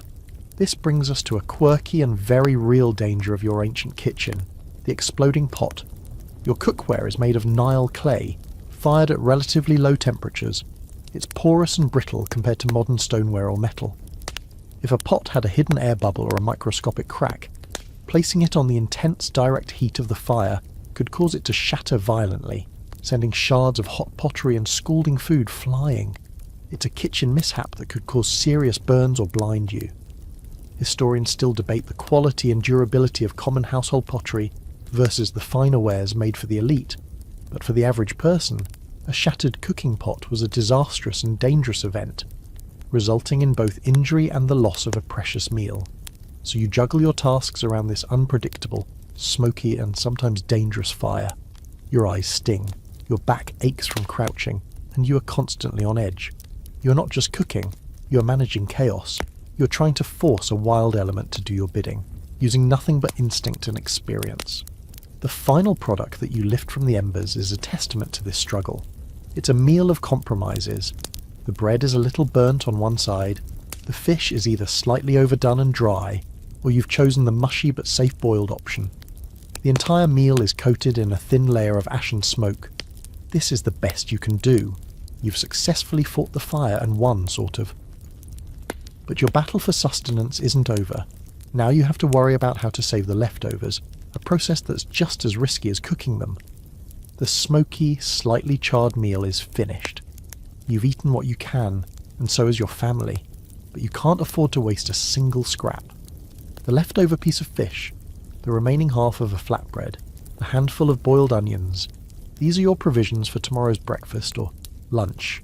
In a world without refrigeration, the concept of leftovers is a dangerous one. Storing food is not a passive act of putting a lid on a container and placing it in a cold, sterile box. For you, storing food is an active, desperate, and often losing battle against the forces of decay. It's a high-stakes gamble where the grand prize is a meal for tomorrow and the penalty is a violent bout of food poisoning. Your two main weapons in this war against rot are salt and sun, the same tools you'd use for a large-scale preservation effort, but now applied on a micro-domestic scale. Let's take that leftover piece of boiled catfish. Left to its own devices in the warm air, it will be a slimy, stinking, bacteria-ridden mess by morning. To save it, you might flake the meat from the bones and rub it with a precious pinch of salt. Salt is a miracle worker. It draws moisture out of the food, creating an environment where the microbes that cause spoilage struggle to survive. This is the basic principle of curing, a mainstream historical technique that was fundamental to food security in the ancient world. You see it depicted in tombs, workers gutting fish and packing them in salt, creating a preserved product that could be stored and traded. But the effectiveness of this technique depends entirely on the quality and quantity of your salt. The salt you use is not the pure, refined sodium chloride of a modern shaker. It's coarse, unprocessed stuff, likely harvested from a desert oasis or a coastal marsh. It's full of impurities, sand, grit, of course, and other minerals. Sometimes these impurities could include bacteria that were resistant to salt. Furthermore, salt was valuable. You might be tempted to skimp on it, to use just a light dusting to save the rest. This is where the gamble comes in. If you use too little salt, or if your salt is of poor quality, you won't kill all the bacteria. You'll just inhibit some of them, while creating a perfect environment for others to thrive. One particularly nasty character you're inviting to the party is Clostridium botulinum. This bacterium loves low oxygen, low acid, salty environments, precisely the conditions you create when you lightly salt a piece of fish and store it in a covered pot. It produces botulinum toxin, one of the most potent neurotoxins known to science. It's odourless and tasteless. The salted fish you eat the next day might not seem off, but if it's contaminated, the results will be catastrophic. Within a day, you'll experience blurred vision, weakness, difficulty swallowing, and progressive paralysis as the toxin shuts down your nervous system. In a world without ventilators or antitoxins, botulism is a death sentence. The other major preservation tool is the sun. For your leftover bread, this is the best option. You would break it into pieces and lay it out on a mat in the blazing sun to dry completely. The intense heat and dryness would bake out any remaining moisture, turning the bread into a rock-hard rusk. This dried bread could last for weeks, but it was almost impossible to eat without first soaking it in water, beer, or a thin broth to make it chewable. A quirky tidbit is that this twice-baked, super dry bread might be the distant ancestor of modern biscotti, both born from the need to create a durable, long-lasting baked good. But while biscotti is a delicacy, your bread rock is a food of last resort. You might also dry leftover vegetables or strips of that rare, precious meat. The process is always the same. Slice it thin and expose it to the sun and air, and once again, you are in a race against your old friends, the flies. Drying food is like putting up a giant flashing neon sign that says free nursery and buffet. The flies will try to lay their eggs on the moist surface of the food before it has a chance to form a dry, protective crust. If they succeed, you'll find your carefully preserved fish jerky writhing with maggots a few days later. It's a constant, disgusting battle. Historians still debate the efficacy and safety of these common household preservation methods. Did the Egyptians have unwritten folk knowledge, rules of thumb about how much salt to use or how long to dry something, that kept them relatively safe? Or was low-level food poisoning just a constant accepted part of life, a background noise of stomach cramps, diarrhea and general malaise that you simply learned to live with? The textual evidence is sparse on such domestic details, leaving paleopathologists to search for clues in the ravaged intestines of mummies. So you survey your preserved leftovers, a small pile of salted fish flakes, hopefully salty enough, a few pieces of bread, now as hard as the stones they were cooked on. You cover them with a cloth, knowing it will do little to stop a determined mouse or a column of ants. You are placing your faith in the desiccating power of the sun and the chemical magic of salt. It's a system built on hope and fraught with peril. Every stored meal is a tiny act of faith, a bet that your meagre efforts have been enough to hold back the invisible tide of microbial decay. Tomorrow, when you wake up hungry, you'll find out if you won or lost the gamble. And speaking of gambles, there's another invisible process you rely on, one that turns sweetness into slurry and mush into magic. Fermentation. You've navigated the perils of gritty bread, parasitic water, and fly-blown fish. You've gambled on preserving your leftovers with salt and sun. Now let's turn to a process that is woven through your entire diet, a form of controlled decay that is both a blessing and a potential curse. This is the world of fermentation. You don't know the science behind it. The concepts of yeast, bacteria, and enzymes are millennia away, but you are an expert practitioner of its art. You use it to make your sour beer, to leaven your bread, and even to create other foods. Fermentation is your most powerful culinary tool, a way to make indigestible grains nutritious, to preserve calories, and to create flavour where there is none. But in your world without labs or microscopes, every bubbling crock is a biological Wild West where the wrong microbe taking over could turn your food from nutritious to noxious. Let's go back to your beer, the soupy, sour, life-sustaining slurry. Its creation is a perfect example of your relationship with fermentation. You make a special underbaked beer bread specifically to cultivate a thriving colony of wild yeast. You crumble this into water with more grain, and you wait. You're essentially creating a delicious soup for microorganisms and hoping the ones you want, the alcohol-producing yeasts, will multiply faster than the ones you don't. This process is a mainstream historical fact, confirmed by both artistic depictions and chemical analysis of pottery residues. It was the standard way to brew for thousands of years. What you're doing is domesticating microbes without knowing it.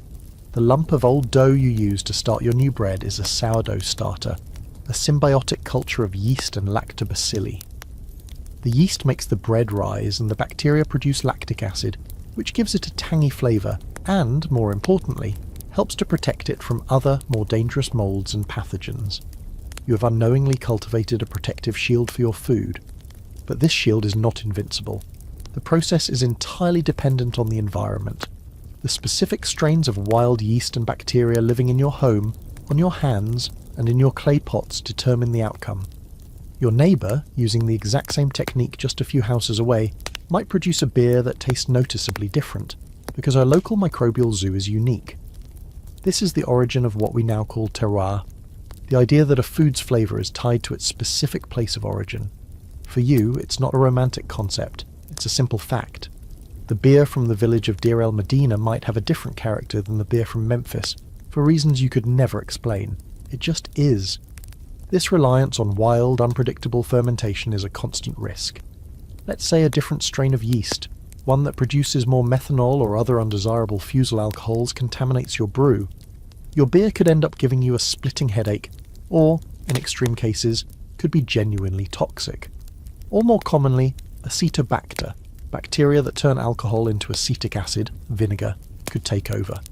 If you wait a day too long, or if the temperature is too high, your nutritious beer turns into a jug of sour, undrinkable vinegar. It's a huge waste of precious grain and effort. You don't have a way to measure temperature, pH, or alcohol content. You rely on sight, smell, and a lifetime of experience. You know that if the bubbling is too slow, or if it smells like a goat's armpit, something has gone wrong.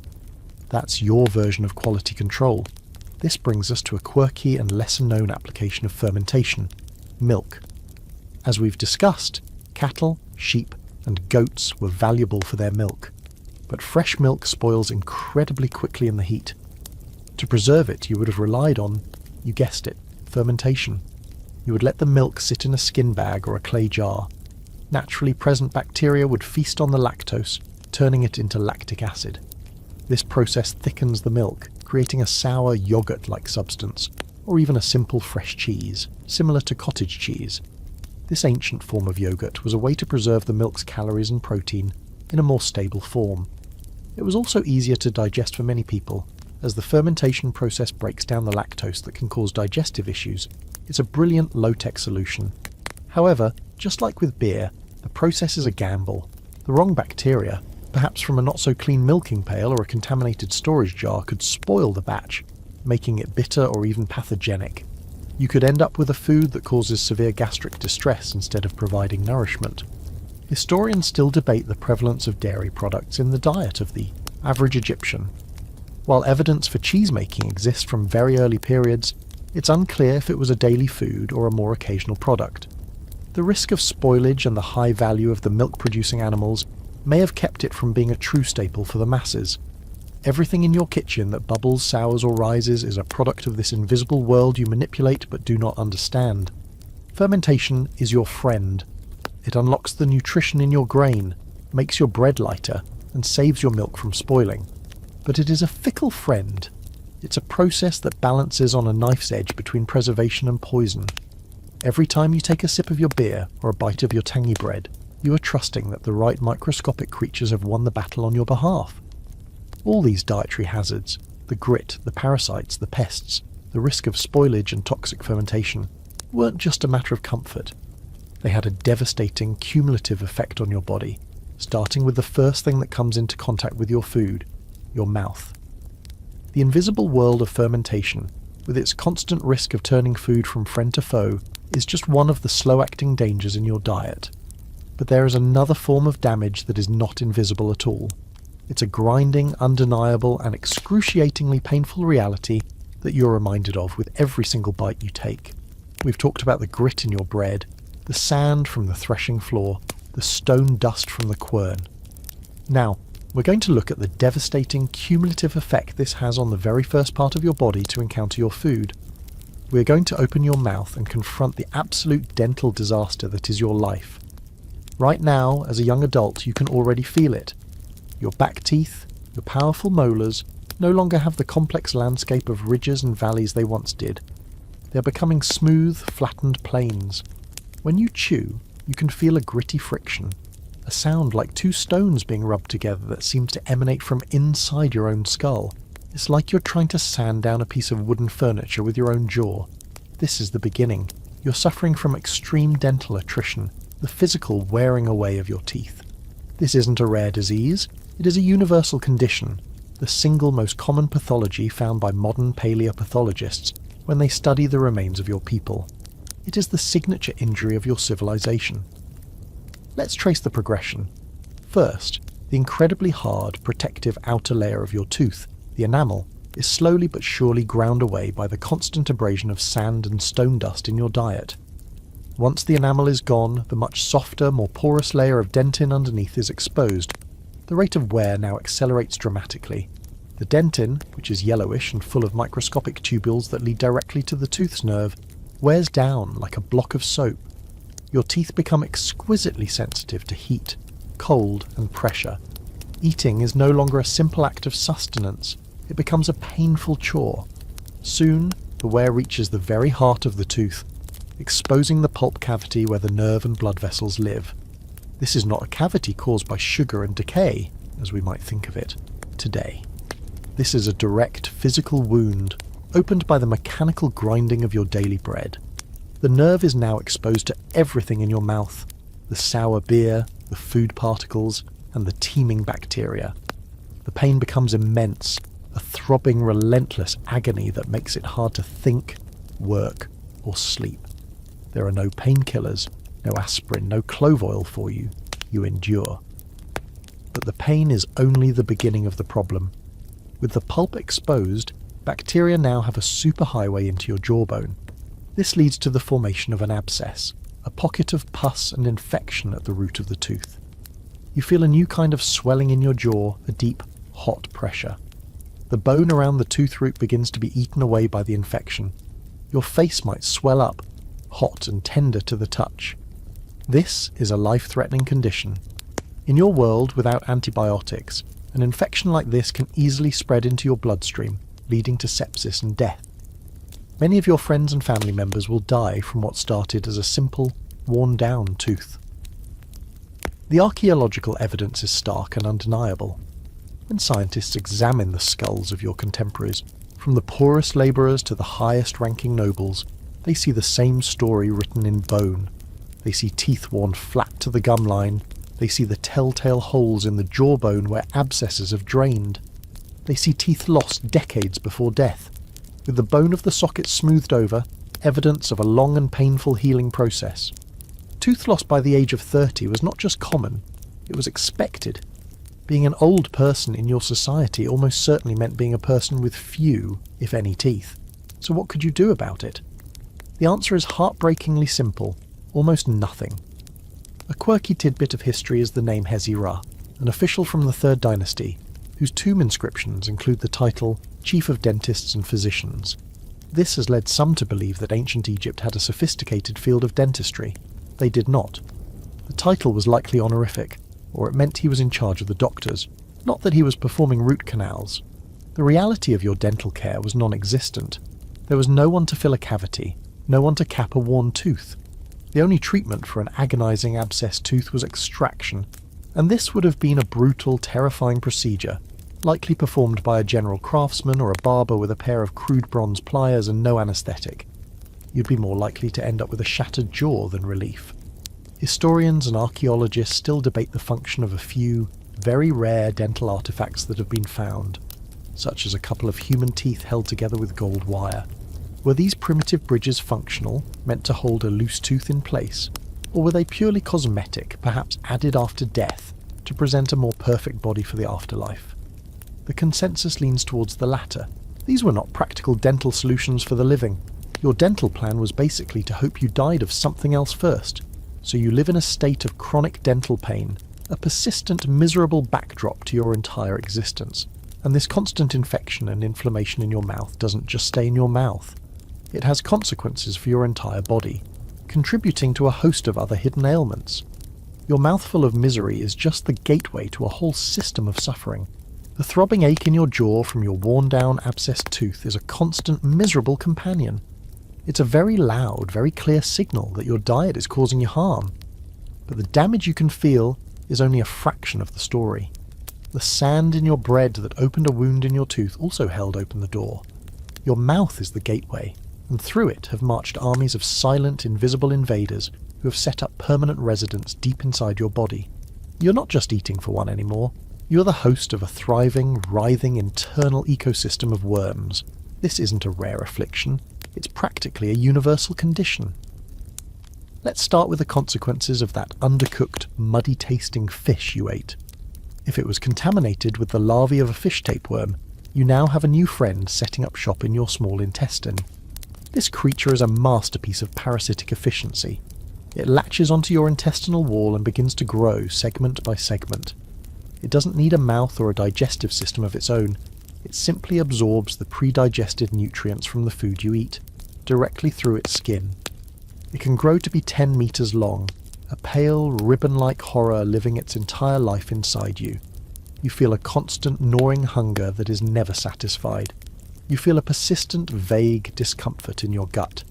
You become weak, anemic, and perpetually tired, because this freeloader is stealing your food from the inside before your body can even use it. It's the ultimate insult. Not only are you working all day for a meal of gritty bread, you're also feeding a 10-metre-long freeloader who contributes nothing to the household economy. Then there are the roundworms, like ascaris, which you get from the vegetables grown in that dung and waste fertilised soil. The microscopic eggs cling to the onions and leeks you eat. Once swallowed, they hatch in your intestines, and their larvae embark on a horrifying tour of your body, travelling through your bloodstream to your liver and lungs before being coughed up, swallowed again, and finally settling back in your intestine as adults. The constant presence of these worms causes abdominal pain, malnutrition, and, if the infestation is heavy enough, a life-threatening intestinal blockage. This isn't speculation. This is one of the most concrete and unsettling mainstream facts discovered by modern Egyptology. The dry climate of Egypt, which so perfectly preserved the grand temples and tombs, also preserved the bodies within them. By performing autopsies on mummies, and more specifically, by analysing their preserved intestinal contents and coprolites, fossilised faeces, paleopathologists have found undeniable proof of these parasitic infections. They have found the calcified eggs of schistosomiasis, the heads of tapeworms still attached to desiccated intestinal walls, and masses of roundworms. The evidence is irrefutable. You and almost everyone you know are suffering from multiple chronic parasitic infections. Historians and paleopathologists still debate the extent to which this constant parasitic load contributed to what might be described as a baseline national lethargy. Was the famous patience and endurance of the Egyptian people partly a symptom of a civilization-wide anemia and chronic disease? It's a grim thought that the quiet, uncomplaining nature required to build the pyramids might have been fueled by a populace too weary from internal parasites to put up much of a fuss. And let's not forget about our old friend, the guinea worm, which we worried about when you took that drink from the Nile. A year after you swallowed the contaminated water flea, the promise of that drink is fulfilled in the most horrific way. A painful, burning blister forms on your leg, and then, slowly, a thin, white worm begins to emerge from the ulcer. It can be up to 1 metre long. This is the quirky, stomach-turning tidbit of your personal biology. The only way to remove it is to catch the emerging end and carefully, painstakingly, wind it around a small stick a few centimetres each day. It can take weeks. The pain is immense, and if the worm breaks during the process, it can cause a violent and often fatal secondary infection. You are completely incapacitated for the duration, unable to work, unable to walk. What can you do about this menagerie living inside you? Your medical options are grimly comical. The Ebers Papyrus and other medical texts contain numerous prescriptions for intestinal ailments. A doctor, who is more of a magician than a scientist, might give you a concoction of herbs, minerals and animal products mixed into a pellet with honey or dough. One infamous remedy for driving out something from the belly involves a mixture of wormwood, honey and pig's bile. You swallow it and hope for the best. More often than not, the treatment is accompanied by a magical spell that you must recite. The spell is probably more effective at making you feel better than the disgusting medicine, so you live with it. The vague ache, the weakness, the unsettling feeling that your body is not entirely your own. It feels less like a temple and more like a crowded apartment building with some truly terrible tenants. Your body is a walking testament to your diet. Your teeth are ground down by the stone in your bread. Your blood is thinned by the worms from your meat. Your liver and bladder are scarred by the flukes from your water. Each individual problem is bad enough, but together they create a cascade of poor health, a slow-motion collapse of your body's systems.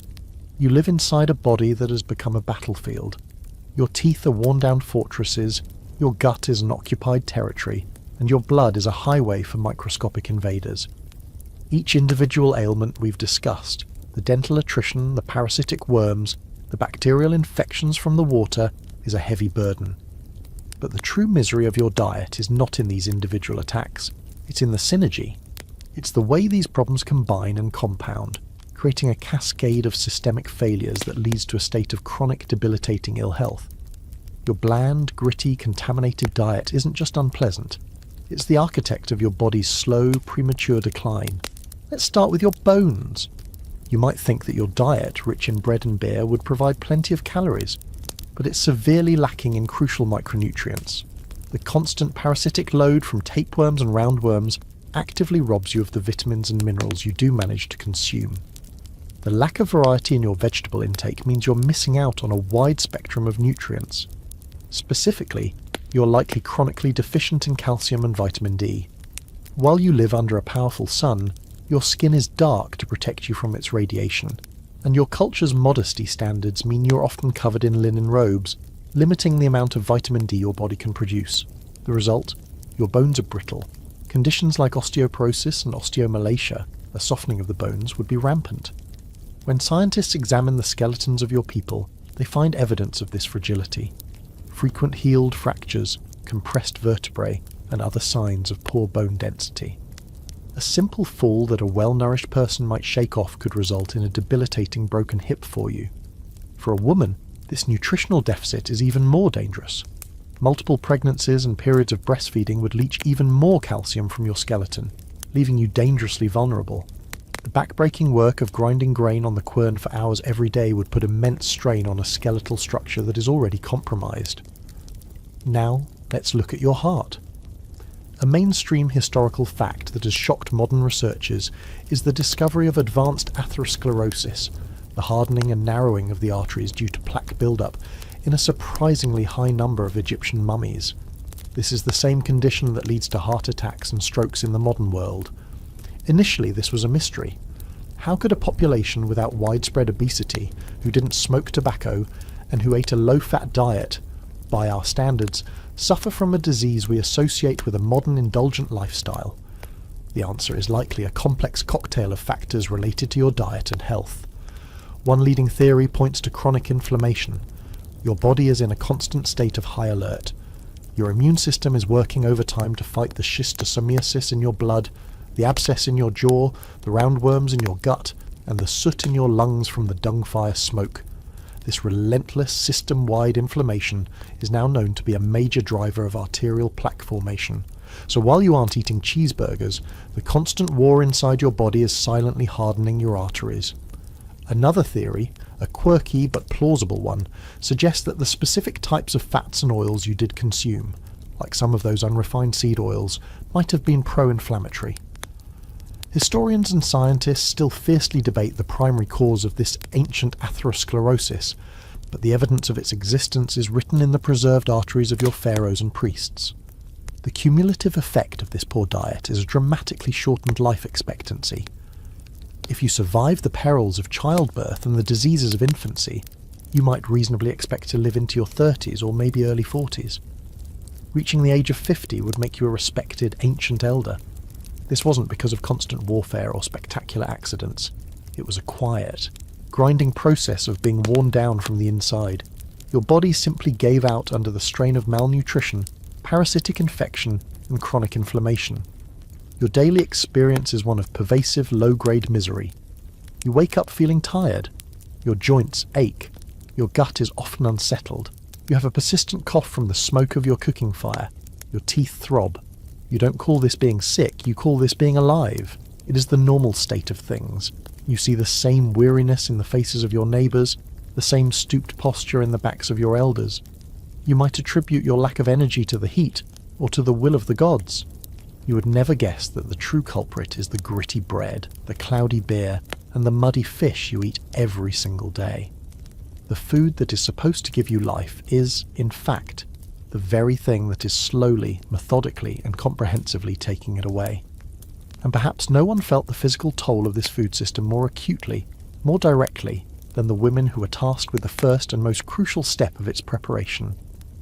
We've seen how your diet wages a war of attrition against your entire body, from your teeth to your bones to your arteries. But there is one specific task, a daily ritual so fundamental to your existence that it has its own unique and devastating physical consequences. It's a burden that falls almost exclusively on the women of your household. We need to return to that simple, brutal piece of technology we met at the beginning, the saddle quern. We need to talk about the sheer, grinding labour of making flour, and how this single act physically broke the women who performed it. Imagine the first light of dawn breaking over the horizon. Before the men head to the fields or the construction sites, the day's first and most essential chore begins. You, or your mother, or your sister, kneel on the hard-packed earth. In front of you is the heavy, slightly concave stone base. You pour a measure of the tough emmer wheat onto it, the same wheat full of sand and pebbles. You grip the smaller, loaf-shaped handstone, the muller, with both hands, and you begin. This is not a gentle, meditative process. It is a full-body workout of the most punishing kind. You lean forward, putting your entire body weight onto the handstone and push it forward, crushing the grain against the base. Then you pull it back, grinding it further.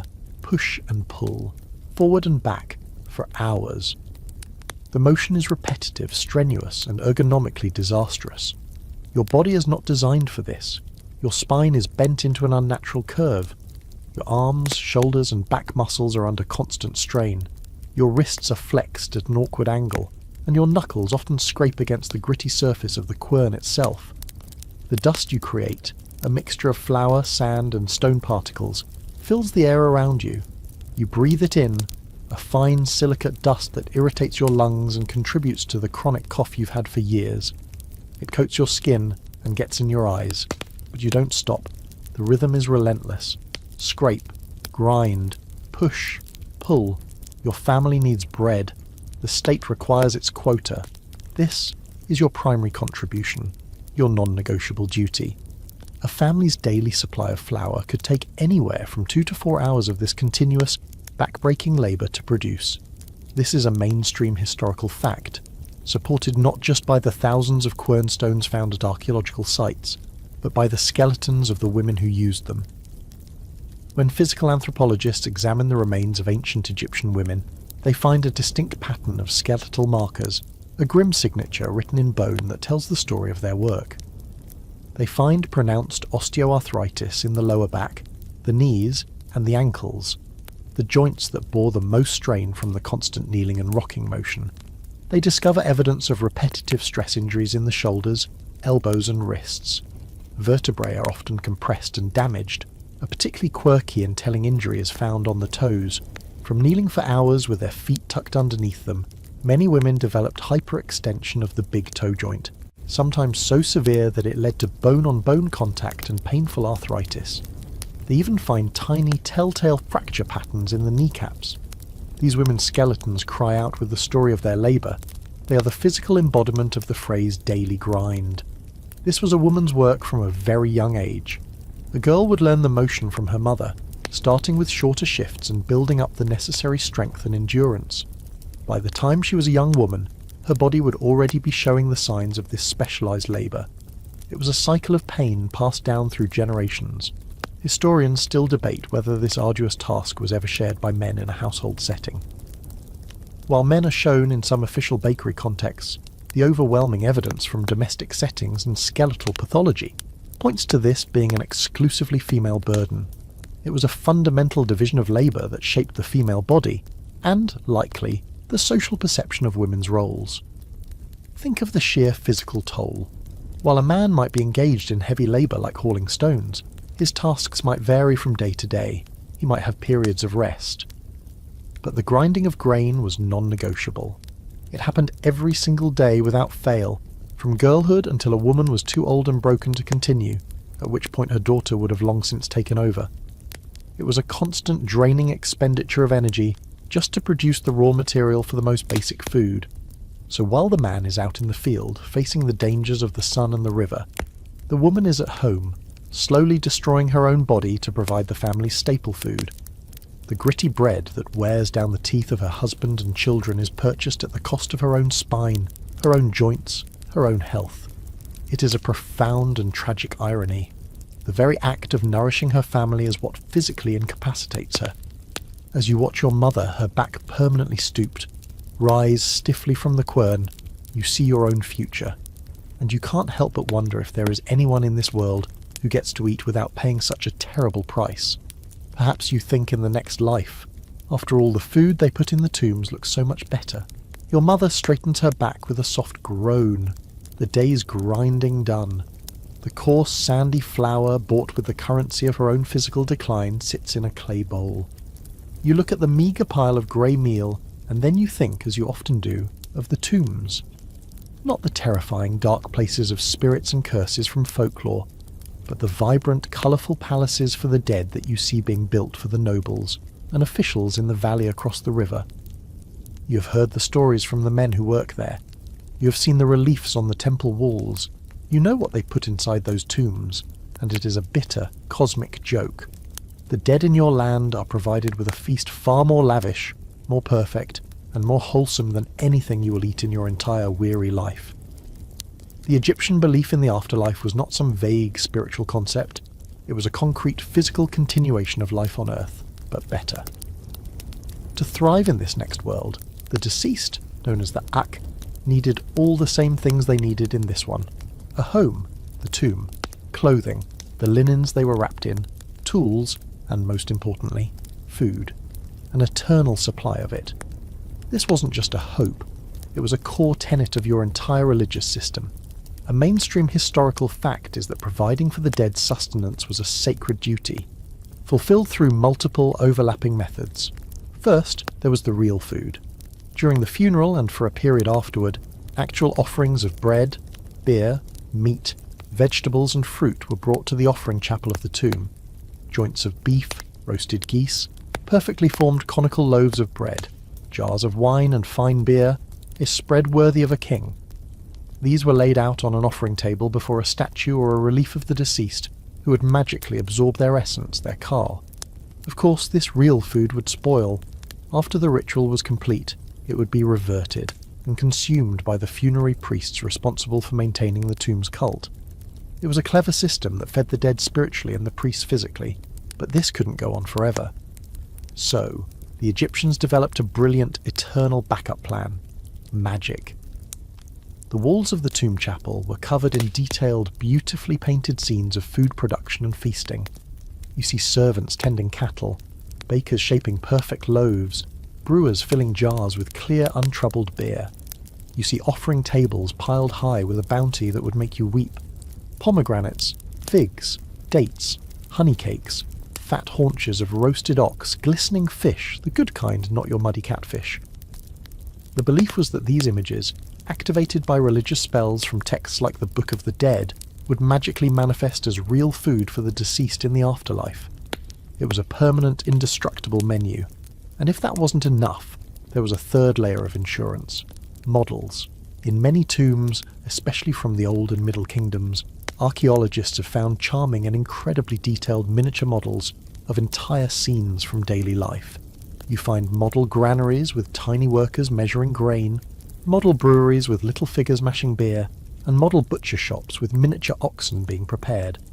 There are even models of just the food itself, perfectly formed, painted clay or stone representations of loaves, vegetables, and cuts of meat. The quirky tidbit is that these models provide some of our best information on how these food production processes actually worked. They are like three-dimensional instruction manuals for a life you can only dream of. Let's compare. The bread you eat is a gritty, flat, often burnt disc made from flour you ground for hours on a stone that wore down your mother's spine. The bread for the dead is a flawless, conical, professionally baked loaf made from the finest, cleanest flour, and it is magically available for eternity without any effort. The beer you drink is a sour, lumpy slurry from a questionable wild fermentation. The beer for the dead is a fine, filtered brew, guaranteed to be perfect every time, served in an elegant jar. The meat you might taste once a year is a tough scrap from a festival sacrifice. The dead have access to an entire herd of prime, fattened cattle, forever. Historians still debate the psychology behind this practice. Was it a genuine, loving attempt to provide for the departed family members? Or was it also a form of conspicuous consumption, a way for a wealthy family to display their status and ensure their own legacy? It was likely both. By creating a lavish afterlife for their ancestors, the living reinforced their own social standing. They were demonstrating that they had the resources to commission the finest artists and to afford the continuous priestly services. So you stand there, smelling the dusty flour and the faint aroma of the dung fire, and you contemplate this immense gap between the land of the living and the land of the dead. The food of the living is defined by scarcity, by struggle, by contamination, and by pain. The The food of the dead is a fantasy of effortless, perfect, and eternal abundance. They get the idealized version, the airbrushed photograph from the menu. You get the sad reality that arrives at the table. It leads you to a strange, unsettling thought. Perhaps the goal of this hard life isn't just to live, but to die successfully, to graduate from this world of grit and toil to the eternal, well-stocked pantry of the next. It's a profoundly pessimistic view, but from where you're standing it makes a lot of sense. And this gap between the ideal and the real wasn't just a matter of life and death. It was a chasm that existed every day between the top and the bottom of your society. The dream of the perfect afterlife feast, with its magical, self-replenishing pantry, fades back into the harsh light of your reality. That chasm between the food of the living and the food of the dead is vast, but there is another, more immediate gulf that defines your every waking moment. It's the gap between what you eat and what they eat. Not the dead, but the living elite. The high priests, the viziers, the military generals, the royal scribes, and the pharaoh's court. You live in the same valley, under the same sun, but you inhabit two completely different culinary universes. The story of your diet is a tale of two Egypts, and the contrast is as stark as that between a gritty bread slab and a golden platter. Your meal, as we've established, is a monotonous cycle of survival.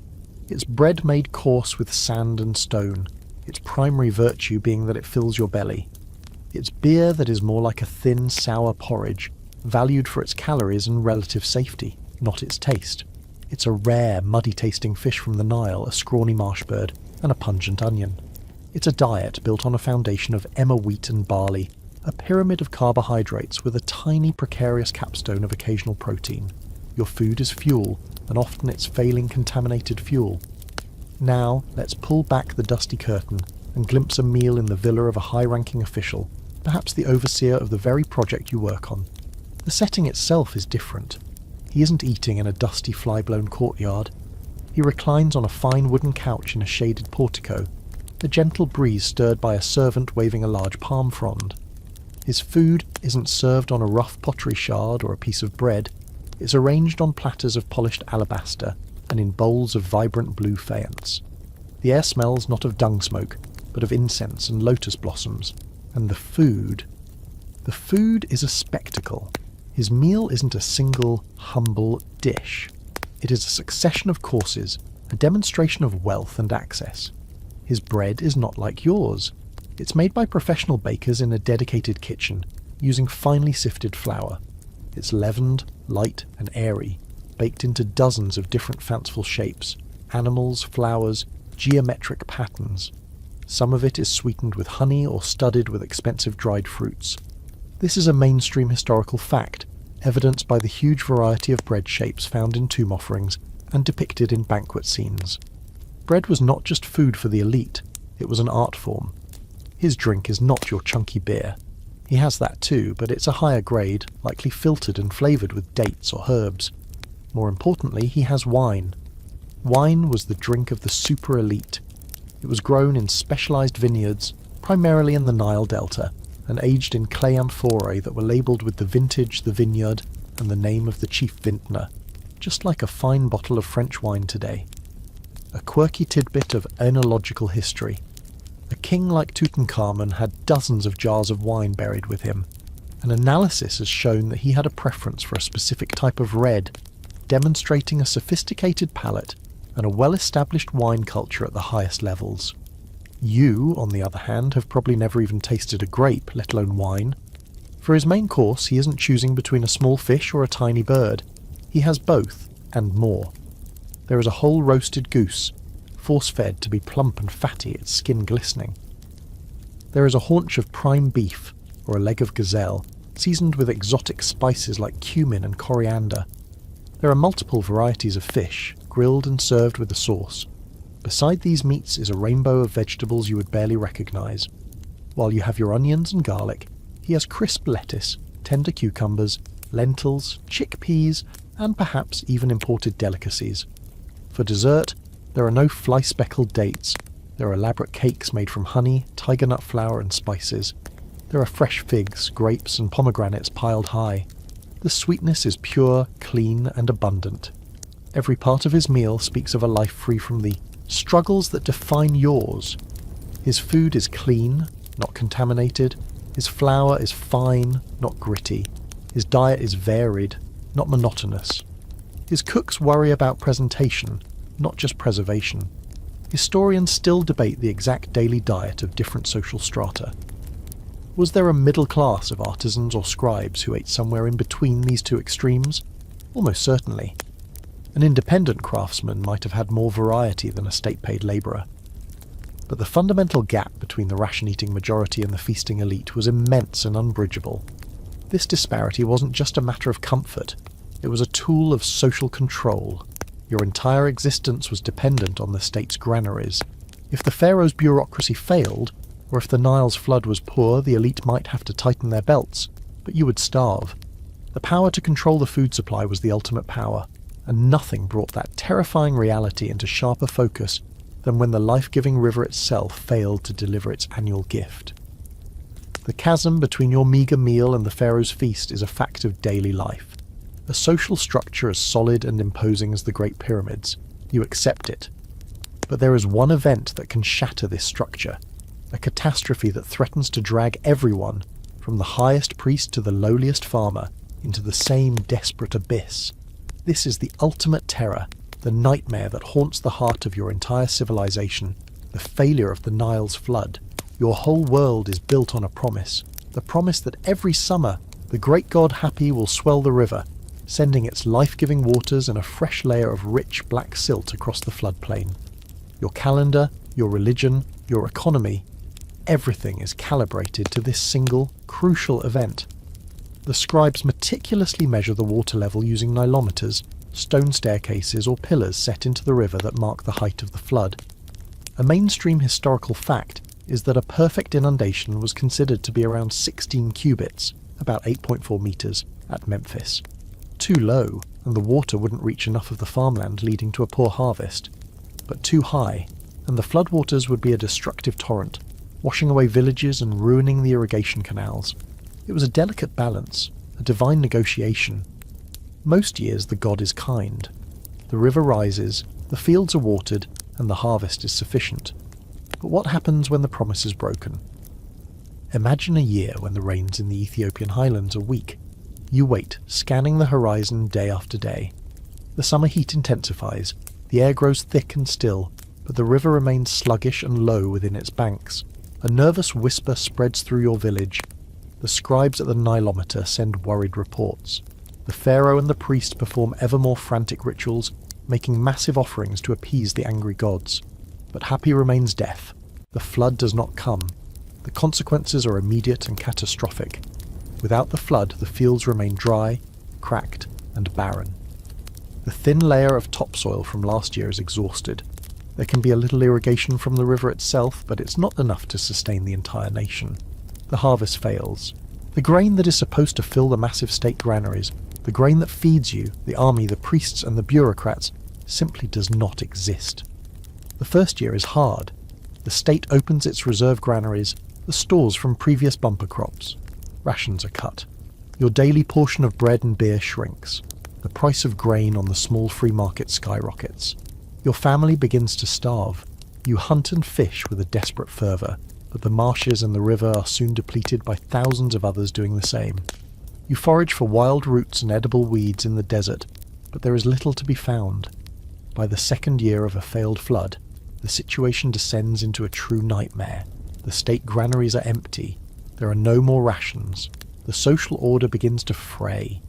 People abandon their villages, flocking to the larger cities in a desperate search for food, only to find none. The bonds of community and family break down under the terrible pressure of hunger. We have grim, textual evidence of these times. A famous literary text known as the Admonitions of Epua, though perhaps a work of political fiction, paints a terrifying picture of a society collapsing during one of these periods. It speaks of chaos and despair. Lo, the river is blood. One thirsts for water. Lo, grain has perished on every side. Laughter has perished and is no longer made. Great and small say, I wish I were dead. While historians debate whether Ipua describes a specific historical famine or is a more generalized lament, It captures the psychological horror of a world turned upside down by the river's betrayal. There are even darker stories. A quirky and deeply unsettling inscription from a later period, in the tomb of a governor named Ankatifi, boasts of his leadership during a terrible famine. He claims to have kept his own district alive, stating, "I am the hero without an equal." But then he adds a chilling detail. The whole of Upper Egypt was dying of hunger to such a degree that every man was eating his children. This horrifying claim of cannibalism driven by starvation has been a subject of intense scholarly debate. Is it a literal truth, a record of the ultimate desperation? Or is it a form of political hyperbole, an extreme way of saying, things were as bad as they could possibly be, and I alone saved my people? We may never know for sure, but the fact that it could even be written speaks volumes about the fear that famine instilled. In these desperate times, the food you once complained about, the gritty bread, the muddy fish, becomes an impossible, luxurious dream. Your new diet consists of whatever you can find. You might chew on the papyrus reeds from the riverbank trying to extract some small nourishment. You might boil the leather from old sandals to create a thin, foul-tasting broth.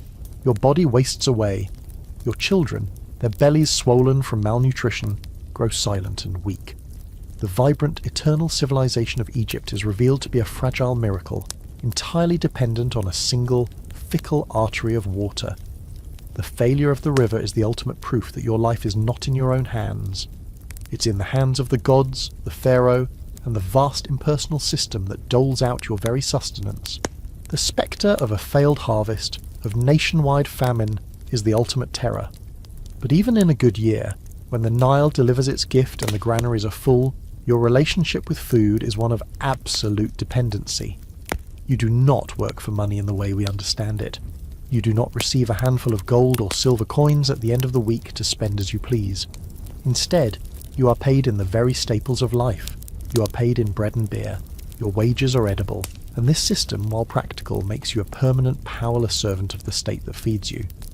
This is the famous ration economy, a mainstream historical fact that defined the lives of the vast majority of Egyptians for millennia. Whether you are a farmer tilling state-owned land, a labourer hauling stones for a temple, or an artisan carving hieroglyphs in a royal tomb, you are a ward of the state. Your employer is the pharaoh, or a temple, or a high-ranking noble, and your compensation is a fixed daily or monthly portion of food and drink. Let's look at the logistics. The grain from the harvest is collected by scribes, meticulously counted, and stored in massive state-controlled granaries. The very same silos that are a constant battleground against pests. These scribes are the accountants of your world, and their records written on papyrus are incredibly detailed. They track every measure of wheat and barley, every jar of oil, every bolt of linen. From this central storehouse, the rations are distributed. A foreman at a worksite would receive a bulk allotment, and would then be responsible for doling out the correct portion to each man under his charge. The amounts were standardized, though they varied by profession and rank. A simple labourer might receive a basic ration, just enough to sustain him and his family. A skilled artisan, like one of the tomb painters from the village of Deir el-Medina, would receive a larger and more varied wage. Their pay stubs, preserved on pottery shards called ostraca, show that on top of a generous amount of emmer wheat and barley, they also received regular payments of fish, vegetables, firewood, and even the occasional jar of sesame oil or piece of meat. This wasn't a bonus, it was their salary. This system created a clear hierarchy. The more valuable your skill, the better you ate. On the surface, it's a stable system. You do your work, you get your food. There's no need to worry about market fluctuations or inflation. But the reality is that it strips you of all autonomy. You cannot save up money to buy something different, to start your own enterprise, or to move to another town. Your life is tied directly to the source of your rations. To leave your job is to voluntarily starve. This system makes you utterly beholden to your overseer. If he decides to short your rations, or if he's incompetent and lets the supply spoil, you have little recourse. You can complain, and records show that workers sometimes did, even staging strikes. But at the end of the day, he holds the key to your family's survival. This brings us to a quirky but revealing aspect of your world, the side hustle. While you're paid in rations, you still participate in a lively system of barter. That extra portion of sesame oil you received might be something your family doesn't need, so you trade it. Perhaps you trade it to your neighbour for a new pair of sandals his wife has woven, or you trade it for a small handmade toy for your child. A beautifully painted pot might be worth several measures of grain. A bundle of fish could be swapped for a new knife. This barter economy operated in the shadow of the official ration system. It was how you acquired the things that the state didn't provide. Historians still debate how extensive this informal market was, and how prices were set without a formal currency. It seems to have been a complex system of relative values, understood by everyone. A deben was a unit of weight, usually of copper, but it was used as a unit of account, a way to value different goods against each other, even if no actual metal changed hands. It was a moneyless market, a way for you to exercise a tiny bit of economic freedom in a world that gave you very little. But this freedom was fragile. Your ability to barter depended on having a surplus, on receiving your full and fair ration from the state. When the system worked, you could live a relatively stable, if monotonous, life. But when it faltered, as it often did due to corruption, poor management, or supply chain issues, the consequences were immediate. We have records of the Deir el-Medina artisans complaining bitterly that their rations were weeks or even months late.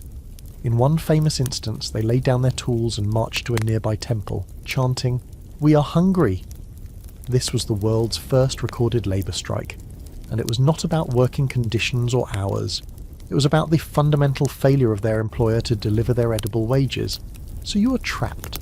Your skills, your labour, your very life are exchanged not for potential, but for sustenance. The bread and beer that keep you alive are also the chains that bind you to your station.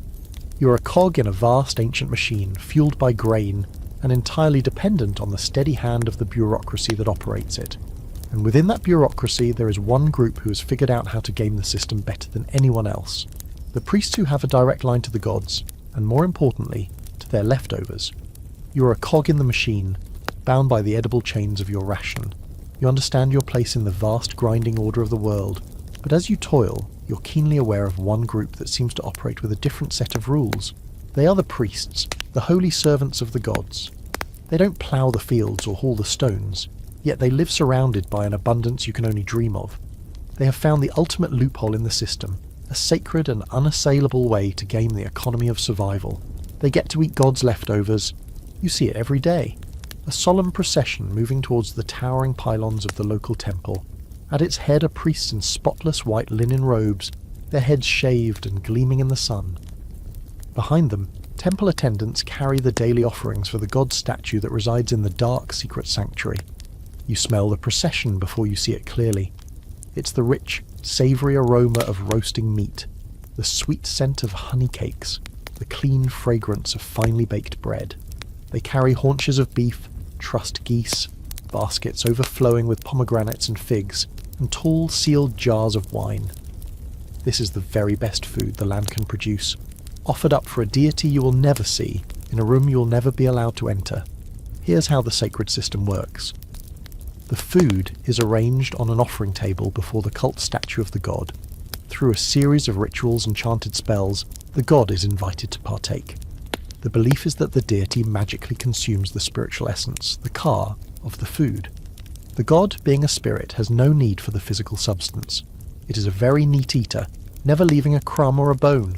Once the god is satisfied, the offerings are reverted. This ritual, the wejepetep, is a central and established fact of your religious economy.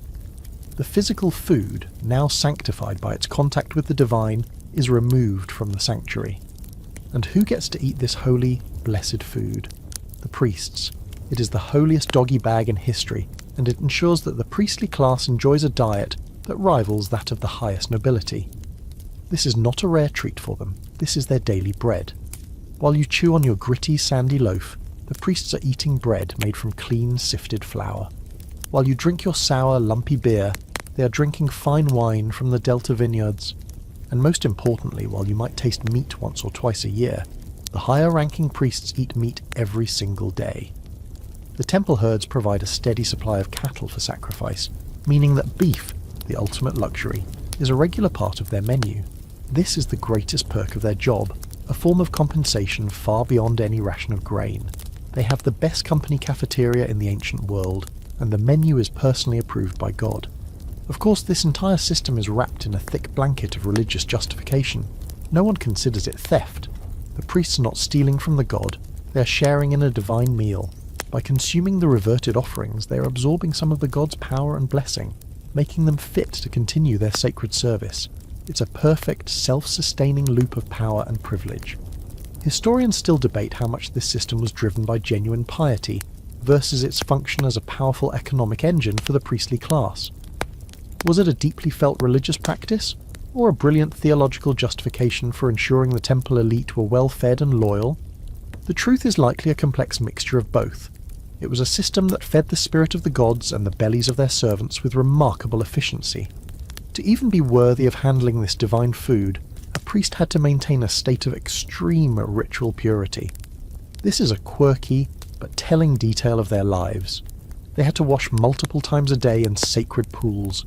They had to shave their entire bodies, head, face, everything, every few days, so that no stray hair, louse or impurity might fall upon the offerings.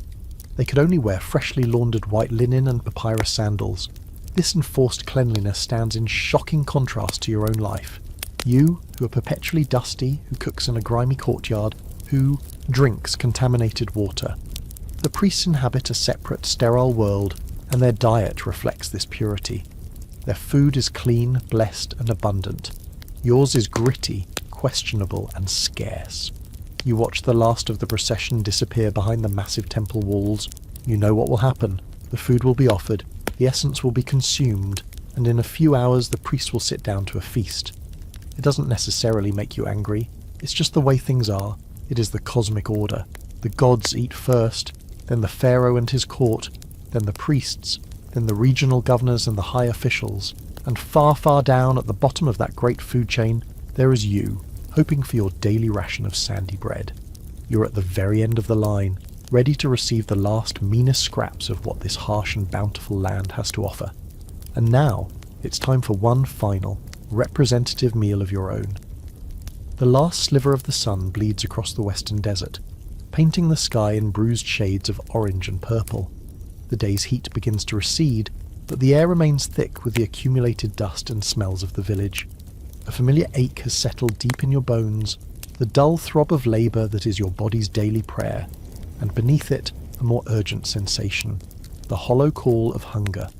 It's time for your final meal of the day, a ritual that is not a celebration, but a simple, grim necessity. It is the culmination of every hardship, every compromise, every risk we have explored together. This is your foul, final feast.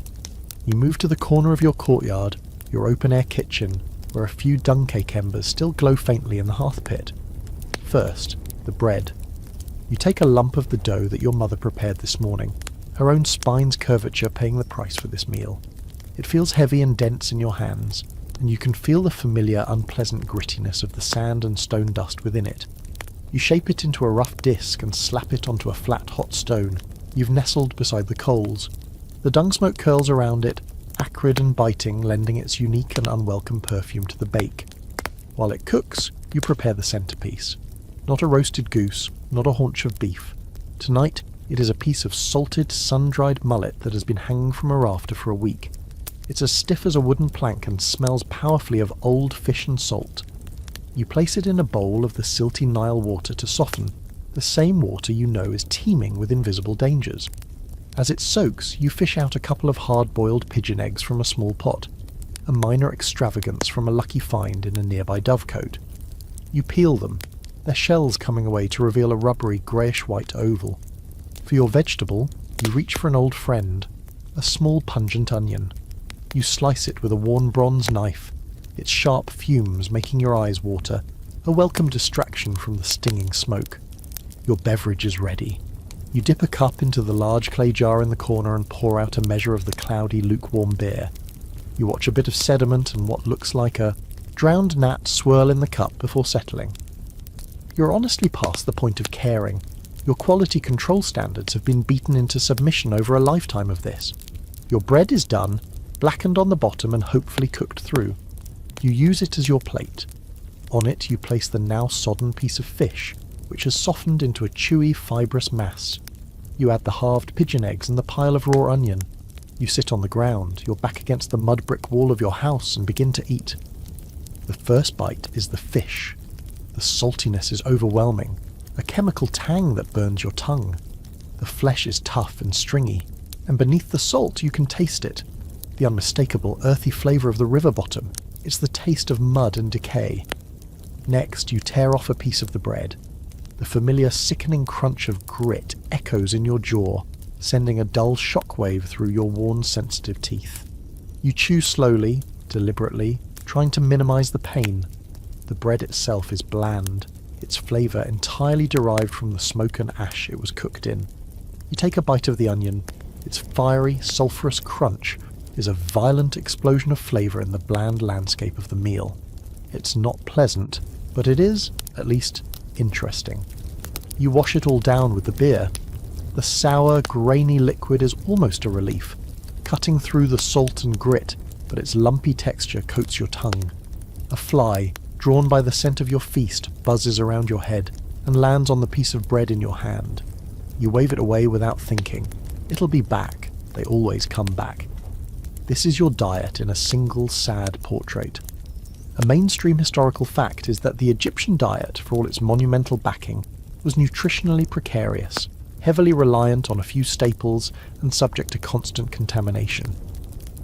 You chew on a small, fibrous root you found earlier, a tiger nut, a quirky but common source of starch and sweetness for the poor.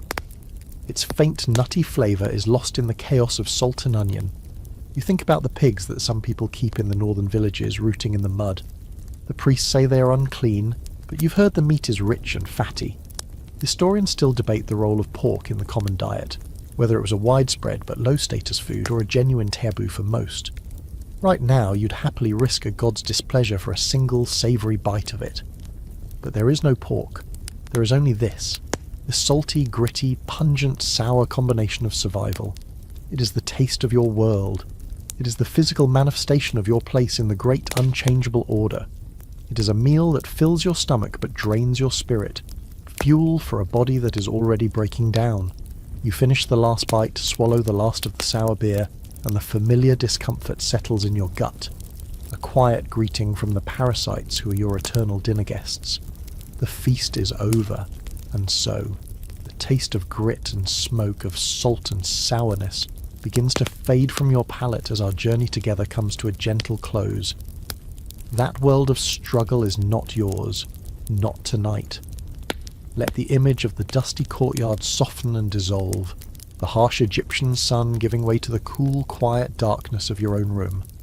The great river Nile, with all its hidden dangers, recedes into the distance, becoming a silent silver ribbon in a land of memory.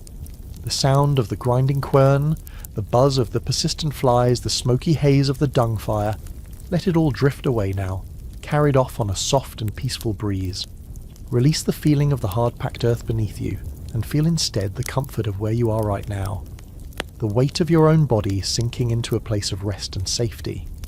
Your only task now is to breathe, to let the stories of that hard life go, and to allow the stillness of this moment to settle over you like the finest, softest linen. The day is done. The story is told. Sleep now,